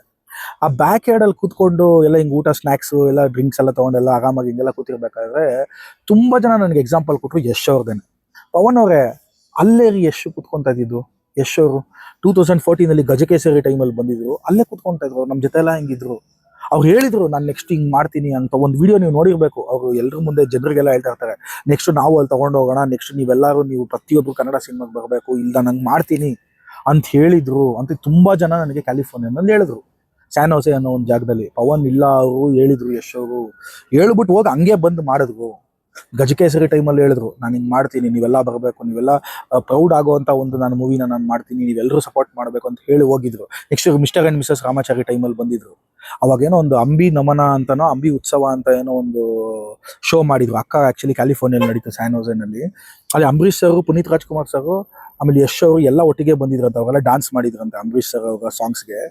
ಆವಾಗಲೂ ಹೇಳಿದ್ರಂತೆ, ನೆಕ್ಸ್ಟ್ ನಾನು ಏನೋ ಮಾಡ್ತಾ ಇದ್ದೀನಿ. ಅವಾಗಿನ KGF ಅಂಡರ್ ಪ್ರೊಡಕ್ಷನ್ ಇತ್ತು, ನಾನೇನೋ ಮಾಡ್ತಾ ಇದ್ದೀನಿ, ಈ ಥರ ನೀವೆಲ್ಲ ಬರಬೇಕು, ಹಿಂಗೆಲ್ಲ ನೀವು ಯೂನಿಟಿ ಇರಬೇಕು, ನೀವೆಲ್ಲ ಸಾಥ್ ಕೊಡಬೇಕು ಅಂತ ಹೇಳಿ ಹೋಗಿದ್ರಂತೆ. ಅವ್ರು ಎಷ್ಟು ಪ್ರೌಡಾಗಿ ಹೇಳ್ತಾ ಇದ್ರು. ಆ ಪಿಕ್ಚರ್ಸ್ ಎಲ್ಲ ನನಗೆ ತೋರಿಸೋವಾಗ ನನಗೆ ಎಷ್ಟು ಪ್ರೌಡ್ ಆಯಿತು ಅಂದರೆ, ನನ್ನಂಥ ಒಬ್ಬ ಚಿಕ್ಕ ಆರ್ಟಿಸ್ಟ್ಗೂ ಅವ್ರು ಯಶ್ ಅವ್ರ ಎಕ್ಸಾಂಪಲ್ ಕೊಡ್ತಾ ಇದ್ದಾರೆ. ಪವನ್ ನೋಡಿ, ಹೇಳೋಕ್ಕಾಗಲ್ಲ, ನೀವು ಪ್ರಯತ್ನ ಪಡಿ ನೋಡಿ. ಯಶ್ ಅವ್ರು ಇಲ್ಲೇ ಕೂತ್ಕೊತಾ ಇದ್ರು, ಪವನ್ ಇದೇ ಜಾಗದಲ್ಲಿ ಕೂತಿದ್ರು, ಪವನ್ ನೀವು ಇಲ್ಲೇ ಕೂತಿದ್ರು. ಅವ್ರು ಅವಾಗ ಹೇಳ್ಬಿಟ್ಟು ಹೋಗಿದ್ರು. ಇವತ್ತು ನಮ್ಗೆ ಎಷ್ಟು ಪ್ರೌಡ್ ಇದೆ ಗೊತ್ತಾ. ಆಮೇಲೆ KGF ಬಂದಾಗ ಎಲ್ಲ ಆಂಧ್ರದವರು, ತಮಿಳವ್ರು ನಮ್ಮ ಹತ್ರ ಕೇಳ್ತಾ ಇದ್ರು, ಈ KGF ನಿಮ್ಮದೇ ಅಲ್ವಾ ಅಂತ ಹೇಳಿದ್ರೆ ನಮ್ಗೆ ಎಷ್ಟು ಪ್ರೌಡ್ ಇತ್ತು ಗೊತ್ತಾ. ಅವ್ರು ಹೇಳ್ಬಿಟ್ಟು ಹೋಗಿ ಹಂಗೆ ಮಾಡಿದ್ರು ಗುರುವೆ ಅಂತ ನನಗೆ ಕಣ್ಣು ಮುಂದೆ ಹೇಳೋವಾಗ ನನಗೆ ಅದು ಯಾವ ಥರ ಯೂಫೋರಿಯಾ, ಯಾವ ಥರ ಒಂದು ಗೂಸ್ ಬಂಪ್ಸ್ ಬಂದ್ಬಿಡ್ತು ಅಂದರೆ ನಿಜ ಹೇಳ್ತೀನಿ. ಯಶ್ ಅವ್ರ ಎಕ್ಸಾಂಪಲ್ ಲೈವ್ ಆಗಿ ಕೊಡ್ತಾ ಇದ್ದಾರೆ. ಅವರು ಇದು ನಡೆದಿದೆ, ನಾವು ಕಣ್ಣಾರೆ ನೋಡಿದೀವಿ. ಸೊ ಯಾವತ್ತು ನೀವು ಸ್ಮಾಲ್ ಆಗಿ ಥಿಂಕ್ ಮಾಡಬೇಡಿ ಅಂತ ನನಗೆ ಅವ್ರು ಹೇಳ್ತಾ ಇದ್ರು. ನಾನು ಹೇಳ್ತಾ ಇದ್ದೆ, ಸರ್ ನನಗೇನು ಸರ್ ಒಂದು 2-3 ಶೋ ಮಾಡ್ಬಿಟ್ಟು ಹೋದ್ರೆ ಇನ್ನು ಯಾವಾಗ ಸರ್ ನೀವು ಒಂದು 2 ಸಲ ಕರೆಸ್ತೀರಾ. ಆಮೇಲೆ ಎವ್ರಿ ಆರ್ಟಿಸ್ಟ್ ಈಸ್ ರೀಪ್ಲೇಸಬಲ್ ಅಲ್ವಾ ಸರ್. ಒಂದು ಪಾಯಿಂಟ್ ಆದಮೇಲೆ every artist will become an option ಅಷ್ಟೇ ಅಲ್ವಾ ಸರ್, ಒಂದು ಸ್ಟ್ಯಾಟಿಸ್ಟಿಕ್ ಅಲ್ವಾ ಸರ್. ಆಮೇಲೆ ನಾನೇ ಎಲ್ಲ ಪ್ರತಿ ಸಲ ಎಲ್ಲಿ ಕರೆಸ್ತೀರಾ ಸರ್, ಬೇರೆ ಯಾರ ಕಮಿಡಿಯನ್ನ ಕರೆಸ್ತೀರಾ, ಆಮೇಲೆ ಅಷ್ಟೇ ಅಲ್ವಾ ಸರ್. ಇಲ್ಲಪ್ಪ, ಒಂದು ಥಿಂಕ್ ಮಾಡ್ಬಿಡಿ ಹಂಗೆ. ಯಶ್ ಅವ್ರು ಹಂಗೆ ಥಿಂಕೇ ಮಾಡಿರಲಿಲ್ಲ. ಅವ್ರು ಈ ಥರ ಎಕ್ಸಾಂಪಲ್ ಕೊಡ್ತಾರೆ. ಅಪ್ಪು ಸರ್ ಬಗ್ಗೆ ಕೆಲವು ಎಕ್ಸಾಂಪಲ್ ಕೊಡ್ತಾರೆ, ಯಶ್ ಅವ್ರ ಬಗ್ಗೆ ಕೆಲವು ಎಕ್ಸಾಂಪಲ್ ಕೊಡ್ತಾರೆ. ಹಿಂಗಿದ್ರು ನಾವು ಕ್ಲೋಸ್ ಆಗಿ ನೋಡಿದ್ದೀವಿ. ಅಪ್ಪು ಸರ್ ಅದು ಯಾವುದೋ ಒಂದು ಶೋನಲ್ಲಿ 500 ಜನ ವೆಯ್ಟ್ ಮಾಡ್ದವ್ರಂತೆ ಫೋಟೋಗೆ, ಅಪ್ಪು ಸರ್ ನಾಷ್ಟ ಮಾಡಿಲ್ವಂತೆ. ಆವಾಗ ಇಲ್ಲ ಪರವಾಗಿಲ್ಲ, ನೀವು ತೊಗೊತೀನಿ, ನಂಗೆ ಜಸ್ಟ್ ಒಂದು ಕಾಫಿ ಕೊಟ್ಬಿಡಿ ಸಾಕು, ನಾನು ಅದು ತೊಗೊಂಡು ಒಂದು ಸ್ಯಾಂಡ್ವಿಚ್, ಚಿಕನ್ ಸ್ಯಾಂಡ್ವಿಚ್ ಅನ್ನೋದು ಕೊಡಿ, ನಾನು ಎಲ್ಲರ ಜೊತೆ ಫೋಟೋ ತೊಗೊತೀನಿ ಅಂತ ಎಲ್ಲರ ಜೊತೆ ಫೋಟೋ ತೊಗೊಂಡಿದ್ರಂತೆ. ಸೊ ಅಪ್ಪು ಸರ್ ಬಗ್ಗೆ ಎಲ್ಲರೂ ನನಗೆ ಎಕ್ಸ್ಪ್ಲೈನ್ ಮಾಡಿದ್ರು, ಹಿಂಗಿದ್ರು ಹಂಗಿದ್ರು ಅಂತ. ನಮ್ಗೆ ಲೈವಲ್ಲಿ ಅವ್ರ ಕಣ್ಣು ಮುಂದೆ ಕಟ್ಟದಂಗೆ ಅವ್ರು ಎಕ್ಸಾಂಪಲ್ ಕೊಟ್ಟಿದ್ರು. ಸೇಮ್ ವಿತ್ ಯಶ್ ಅವರು ಹಿಂಗೆ ಹೇಳಿದ್ರು, ಹಿಂಗೆ ಹೋಗಿ ಮಾಡಿದ್ರು, ಅದು ಮಾಡಿ ಇವತ್ತು KGF ಹಿಂಗೆ ಆಗಿದೆ. ಆಮೇಲೆ ಟಾಕ್ಸಿಕ್ಗೆ ಅವರೆಲ್ಲ ಯಾವ ಥರ ರೆಡಿ ಆಗಿದ್ರು ಗೊತ್ತಾ. ಫುಲ್ಲು ಕೆಲವು ಕಡೆ ಬೈಕರ್ ಗ್ಯಾಂಗ್ಗಳೆಲ್ಲ ಹೋಗಿ ಟಾಕ್ಸಿಕ್ ಇಡೀ ಥಿಯೇಟರ್ನ ಬುಕ್ ಮಾಡೋ ಥರ, ಅದೇನೋ ಹಾಲಿವುಡ್ ಲೆವೆಲ್ಗೆ ರಿಲೀಸ್ ಆಗೋಷ್ಟು ಥಿಯೇಟರ್ಸ್ ಕಡೆ ರಿಲೀಸ್ ಮಾಡಿಸಿದಾರಂತೆ ಟಾಕ್ಸಿಕ್ನ ಇಲ್ಲಿ. ಸೊ US ಅಲ್ಲಂತೂ ಸಿಕ್ಕಾಪಟ್ಟೆ ಡಿಮ್ಯಾಂಡ್ ಇದೆ, ಎಲ್ಲರೂ ಹೋಗಿ ನೋಡ್ತಾ ಇದ್ದಾರೆ. What I am saying is, so over ಆಗಿ ನಾನು ಏನು ಹೇಳ್ತೀನಿ ಅಂದರೆ, ಅದನ್ನೇ ನಾನು ಹೇಳಿದ್ನಲ್ಲ, ಈ ಫಿಲಮ್ ರಿವ್ಯೂಸು ನಾನೇ ಹೇಳಬೇಕಾಗಿಲ್ಲ ನಿಮಗೆ. ಅದು ಯೂಟ್ಯೂಬಲ್ಲಿ ಎಲ್ಲ ಕಡೆ ರಿವ್ಯೂಸ್ ಇದೆ, ಎಲ್ಲ ಥರ ರಿವ್ಯೂಸು ಇದೆ. ನೀವು ನೋಡ್ತಿರೋ ಬಿಡ್ತಿರೋ ನೋಡಿ, ನೀವು ಏನಾನ ತಿಳ್ಕೊಳ್ಳಿ. ಅದು it's a free speech world, ಇವಾಗ ಫ್ರೀ ವರ್ಲ್ಡು. ನೀವೆಲ್ಲರೂ ನೋಡ್ಕೊಳ್ಳಿ, ನಿಮ್ಮ ಒಪಿನಿಯನ್ಸ್ ಏನಿರುತ್ತೋ ಅದು ಇಟ್ಕೋಬೋದು. ಬಟ್ ಇಲ್ಲಿ ನಮ್ಮ ಕಡೆಯಿಂದ, ನಮ್ಮ ಜಾಗದಿಂದ, ಪಡುವಾರಹಳ್ಳಿ ಮೈಸೂರಿಂದ ಅಲ್ವಾ, ಪಡುವಾರಹಳ್ಳಿ ಮೈಸೂರಿಂದ ಒಬ್ಬರು ನಮ್ಮ ಕನ್ನಡ ಲ್ಯಾಂಗ್ವೇಜ್ನ ರೆಪ್ರೆಸೆಂಟ್ ಮಾಡೋಕ್ಕೆ ಒಬ್ಬರು ರೆಪ್ರೆಸೆಂಟೇಟಿವ್ನ ನಾವು ಕಳಿಸಿದ್ದೀವಿ. ಅವರಲ್ಲಿ ಹೋಗಿದ್ದಾರೆ.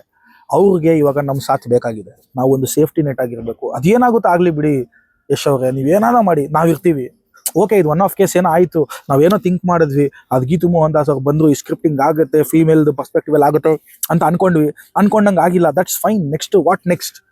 ಇದ್ರ ಬಗ್ಗೆ ಥಿಂಕ್ ಮಾಡಿ ನಾವಿರ್ತೀವಿ ನಿಮ್ಮ ಜೊತೆ ಅನ್ನೋದು ನಾವು ಹೇಳೋದು ಸಿಕ್ಕಾಪಟ್ಟೆ ಇಂಪಾರ್ಟೆಂಟ್ ಆಗುತ್ತೆ. ಸೊ ನಾನು ಹೇಳ್ದಂಗೆ ಇದು ರಿವ್ಯೂ ಹಾಕೋ ಟೈಮ್ ಅಲ್ಲ, ಇದು ಅಟೆಂಡೆನ್ಸ್ ಹಾಕೋ ಟೈಮು. ಸಪೋರ್ಟ್ ಮಾಡೋಣ, ಎಷ್ಟಾಗುತ್ತೋ ಅಷ್ಟು ಹೋಗೋಣ. ನಮ್ಮ ಕಡೆಯಿಂದ ಒಂದು ಡ್ಯೂಟಿ ಅಂತ ಒಬ್ಬ ಕನ್ನಡಿಗರು ಒಂದು ಮೂವಿ ಮಾಡಿದ್ದಾರೆ, ಅದು ಚೆನ್ನಾಗಿದೆಯೋ ಚೆನ್ನಾಗಿಲ್ಲೋ ಮಿಕ್ಸ್ಡ್ ರಿವ್ಯೂಸ್ ಇದೆಯೋ ಸೆಕೆಂಡ್ರಿ. ನಾವು ಹೋಗೊಂದು ಅಟೆಂಡೆನ್ಸ್ ಹಾಕ್ಬಿಟ್ಟು ನಮ್ಮ ಕಡೆಯಿಂದ ಕಾಂಟ್ರಿಬ್ಯೂಷನ್ ಅಂತ ಕೊಟ್ಬಿಡೋಣ. ಆದ್ರೆ ಆಗ್ಲಿ ಆ KVN ಅವ್ರಿಗೆ, ಪ್ರೊಡಕ್ಷನ್ ಹೌಸ್ಗೆ ಒಂದು ಬ್ರೇಕ್ ಇವನ್ ಆಗಲಿ, ಅಟ್ಲೀಸ್ಟ್ ಬ್ರೇಕ್ ಇವನ್ ಆಗಿ ಒಂದು ಸ್ವಲ್ಪ ದುಡ್ಡು ಬರಂಗಾಗಲಿ. ಅವಾಗ ಏನಾಗುತ್ತೆ, ವಾಟ್ ನೆಕ್ಸ್ಟ್ ಅಂದ್ರೆ ಯಶ್ ಅವ್ರದ್ದು ಇಷ್ಟೊಂದು ಮಿಕ್ಸ್ಡ್ ರಿವ್ಯೂಸ್ ಇರುವಂತ ಮೂವಿನೇನೆ ನಮಗೆ ಬ್ರೇಕ್ ಇವನ್ ಆಗಿದೆ ಅಥವಾ ಸ್ವಲ್ಪ ದುಡ್ಡು ಬಂದಿದೆ ಅಂದ್ರೆ ಇನ್ನ ಒಳ್ಳೆ ಸಕ್ಸಸ್ಫುಲ್ ಫಿಲಮ್ ತರದ್ ಆಗ್ಬಿಟ್ರೆ ಇನ್ ಯಾವ ಲೆವೆಲ್ಗೆ ಹೋಗುತ್ತೆ ಅನ್ನೋ ಹೈಪ್ ಇನ್ನ ನೆಕ್ಸ್ಟ್ ಲೆವೆಲ್ ಹೋಗುತ್ತೆ. Toxic might just be a calm before the storm. ಹೇಳಕ್ಕಾಗಲ್ಲ. Toxic might just be a ಕಹಿ ಆಗಿರುವಂತ cough syrup. Toxic might just be a ಕಹಿ tonic before the actual epic. ಯಾರಿಗ್ರಿ ಇಲ್ಲ, ಅದು ಯಾವ್ದೋ ಸಮಯರೇನ ಸ್ಟ್ಯಾಂಡ್ ಅಪ್ ಕಾಮಿಡಿಯನ್ ಹಿಂದಿಲ್ಲ ಒಂದು ಸಕರಾಗಿ ಹೇಳ್ತಾರೆ, ಅಲ್ಲ ಗುರುವೆ ಇದೆಲ್ಲ ಟೆಂಪ್ರರಿ.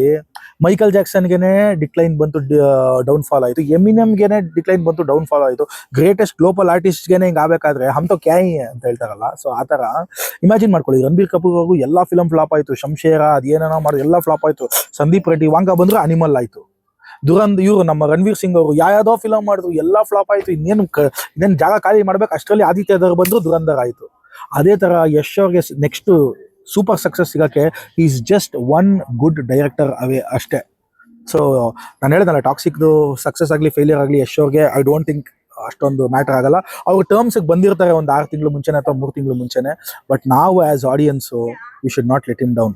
ಒಂದು ಸೇಫ್ಟಿ ನೆಟ್ ಆಗಬೇಕು ಪ್ರತಿಯೊಬ್ಬ ಆರ್ಟಿಸ್ಟು. ತುಂಬ ಕಷ್ಟ ಇದೆ, ನಾನು ಹೇಳ್ತೀನಿ. ಫಿಲ್ಮ್ ಇಂಡಸ್ಟ್ರಿ ಆಗಲಿ, TV ಇಂಡಸ್ಟ್ರಿ ಆಗಲಿ ಈಸಿ ಅಲ್ಲ. ನಾನೊಂದು ರಿಯಾಲಿಟಿ ಶೋ ಮಾಡಿದ್ದೆ, ಸುಸ್ತಾಗ್ಬಿಟ್ಟಿದ್ದೀನಿ, ನನ್ನ ಕೈಯಲ್ಲಿ ಆಗಲಿಲ್ಲ. ಅಲ್ಲಿ ಸಿಕ್ಕಾಪಟ್ಟೆ ಥಿಕ್ ಸ್ಕಿನ್ಡ್ ಆಗಿರಬೇಕು, ಅಲ್ಲಿ ಯಾವ ಥರ ನಿಮಗಿರುತ್ತೆ ಹೇಳೋಕ್ಕಾಗಲ್ಲ. ತುಂಬ ಸ್ಟ್ರಾಂಗ್ ಮೈಂಡೆಡ್ ಆಗಿರಬೇಕು. ಅಂಥದ್ರಲ್ಲಿ ಯಶ್ ಅವರು ಆ ಲೆವೆಲ್ಗೆ ಹೋಗಿದ್ದಾರೆ ಅಂದರೆ ನಮ್ಮ ಡ್ಯೂಟಿ ಕಾಂಟ್ರಿಬ್ಯೂಟ್ ಮಾಡೋದು, ಸಪೋರ್ಟ್ ಮಾಡೋದು, ನಾವು ಇದೀವಿ ಅಂತ ಹೇಳೋದು, ಒಂದು ಸೇಫ್ಟಿ ನೆಟ್ ಆಗೋದು. So one last thing I want to say is, ಪ್ರತಿಯೊಬ್ಬ ಕನ್ನಡ ಆರ್ಟಿಸ್ಟು ಯಾರೇ ಆಗಿರಲಿ ಅವನೊಂದು ರೀಲ್ ಮಾಡಲಿ ಸಾಕು. ಏನೇ ಆಗಲಿ ಒಪಿನಿಯನ್ಸ್ನ ಹೇಳಿ ನಾವು ಅವ್ರದ್ದು ಜರ್ನಿನ ಕಟ್ ಮಾಡೋದಾಗಲಿ, ಅವ್ರದ್ದು ಜರ್ನಿಗೆ ನಾವು ಅಡಚಣೆ ಆಗೋದಾಗಲಿ, ನಾವು ಆ್ಯಸ್ ಆಡಿಯನ್ಸ್ ಆಗೋದು ಬೇಡ ಆಗೋಣ. ಯಾಕಂದರೆ ನಮ್ಮ ಲ್ಯಾಂಗ್ವೇಜ್ಗೆ, ನಮ್ಮ ಒಂದು ಇದಕ್ಕೆ ಬೇಕಾಗಿದೆ ಅದು. ನಮ್ದೆಲ್ಲ ಯುಟಿಲಿಟಿ ಬಿಲ್ಡಿಂಗ್ ಥರ, ಒಂದು ಎಂಪೈರ್ ಸ್ಟೇಟ್ ಬಿಲ್ಡಿಂಗ್ ಥರ ಇದ್ದಿದ್ರೆ ಓಕೆ, ಅವಾಗ ಇದೆಲ್ಲ ಮಾತಾಡ್ಬೋದು. ಇವಾಗ ನರ್ಚರಿಂಗ್ ಬೇಕು, ಕೇರ್ ಬೇಕು, ಸಪೋರ್ಟ್ ಬೇಕು. ನಾನು ಇದೀನಿ, ನೀನು ಹೋಗಪ್ಪ, ನನ್ನ ಕಡೆಯಿಂದ ಏನಾದರೂ ಹೆಲ್ಪ್ ಬೇಕಾ ಹೇಳು. ಈ ಥರ ಒಂದು ಮೈಂಡ್ಸೆಟ್ನ ನಾವು ಬೆಳೆಸ್ಕೊಳ್ಳೋಣ. ಕನ್ನಡಿಗರಲ್ಲಿ ಒಗ್ಗಟ್ಟಿಲ್ಲ, ಅವರು ಕನ್ನಡ ಈವೆಂಟ್ ಮಾಡಿದ್ರೆ ಕನ್ನಡದವರೇ ಬರಲ್ಲ. ಇದನ್ನೆಲ್ಲ ದಯವಿಟ್ಟು ನಾವು ಇಲ್ಲೇ ಎಂಡ್ ಮಾಡ್ಬಿಡೋಣ. ಟಾಕ್ಸಿಕ್ಗೆ ಬರಬೇಕಾಗಿತ್ತು ನಮ್ಮ ಮೋಸ್ಟ್ಲಿ, ಇದು ನಮ್ಗೆ ರಿಯಲೈಸ್ ಆಗೋಕ್ಕೆ. ಎಂಡ್ ಮಾಡಿ ಕನ್ನಡ ಆರ್ಟಿಸ್ಟು ಏನೇ ಆರ್ಟ್ ಫಾರ್ಮ್ ಇರಲಿ, ನನಗೆ ಇಷ್ಟನೋ ಇಲ್ಲೋ ಸೆಕೆಂಡ್ರಿ, ನೀವು ಇಷ್ಟ ಆಗಿರೋದನ್ನ ನೋಡಿ. ಬೇಕಿದ್ರೆ ಇಷ್ಟ ಆಗದೆ ಇದ್ರೂ ಅವ್ರಿಗೆ ಸಪೋರ್ಟ್ ಮಾಡೋಣ, ಹೆಲ್ಪ್ ಮಾಡೋಣ ಅನ್ನೋ ಮೈಂಡ್ಸೆಟ್ಟು ನಾವು ಕನ್ನಡಿಗರಾಗಿ ಆ್ಯಸ್ ಆಡಿಯನ್ಸ್ ನಾವು ಬೆಳೆಸ್ಕೊಳ್ಳೋಣ. ಎವ್ರಿಥಿಂಗ್ ವಿಲ್ ಬಿ ಗ್ರೇಟ್ ಅನಿಸುತ್ತೆ. ಸೊ ಏನಾದರೂ ತಪ್ಪು ಮಾತಾಡಿದರೆ ದಯವಿಟ್ಟು ಕ್ಷಮಿಸ್ಬಿಡಿ. ನಂದು ನಾನೆಸ್ಟ್ ಒಪಿನಿಯನ್ನು, ನಾನು ನೋಡಿದ ಅಬ್ಸರ್ವೇಷನು ನಾನು ಹೇಳಿದ್ದೀನಿ. ನಿಮ್ಗೆ ಏನಾದರೂ ಬೇಜಾರಾಗಿದೆ ರಿಯಲಿ ಸಾರಿ. ನನಗೆ ಅನಿಸಿದ್ದು ನಾನು ಹೇಳಿದ್ದೀನಿ ಅಷ್ಟೇ, ಓಕೆನಾ. ಸೊ ಯಶ್ ಅವ್ರಿಗೆ ಇದು ಜಸ್ಟ್ 2 words ಅಷ್ಟೇ. I have 2 words for Yash. ಅದೇನಂದರೆ ಆನ್ವರ್ಡ್ಸ್ ಆ್ಯಂಡ್ ಅಪ್ವರ್ಡ್ಸ್ ಅಷ್ಟೇ. Onwards and upwards. ಇನ್ನೂ 2 words ಹೇಳ್ಬೇಕಂದ್ರೆ ಅಬವ್ ಆ್ಯಂಡ್ ಬಿಯಾಂಡ್ ಅಷ್ಟೇ. ಅವರು ಇನ್ನು ಸೋಲಾರ್ ಸಿಸ್ಟಮ್ನ ದಾಟಿ, ಇನ್ನು ಬ್ಲ್ಯಾಕ್ ಹೋಲ್ನ ದಾಟಿ, ಇನ್ನು ಅವ್ರು ಎಲ್ಲೋ ಇದ್ದಾರೆ ಇವಾಗ. ಅಟ್ಲೀಸ್ಟ್ ಇಲ್ಲಿಂದ ಅಲ್ಲಿವರೆಗೂ ಅಬ್ವರ್ಸಿಂದ ದಾಟಿ ನೆಕ್ಸ್ಟ್ ಲೆವೆಲ್ ಯೂನಿವರ್ಸ್ಗೆ ಒಂದು ದಾರಿ ಆದರೂ ಹಾಕ್ಬಿಟ್ಟು ಹೋಗಿದ್ದಾರೆ. ಇವಾಗ ಒಬ್ಬೊಬ್ಬರೇ ನಮ್ಮವ್ರು ಯಾರನ್ನ ಅದೇ ದಾರಿನಲ್ಲಿ ಹೋಗುವಂಥ ಒಂದು ಅಟ್ಲೀಸ್ಟ್ ದಾರಿ ಮಾಡ್ಕೊಟ್ಟು ಹೋಗಿದ್ದಾರೆ ಅಲ್ವಾ. ಅದಕ್ಕೆ ನಾವು ಯಾವಾಗಲೂ ಸಪೋರ್ಟ್ ಮಾಡಬೇಕು. But thank you so much ಎಲ್ಲರೂ, ನೀವು ಕೇಳಿಸ್ಕೊಂಡಿರೋದಕ್ಕೆ thank you. See you all next time. Take care then, bye, ಚಾ.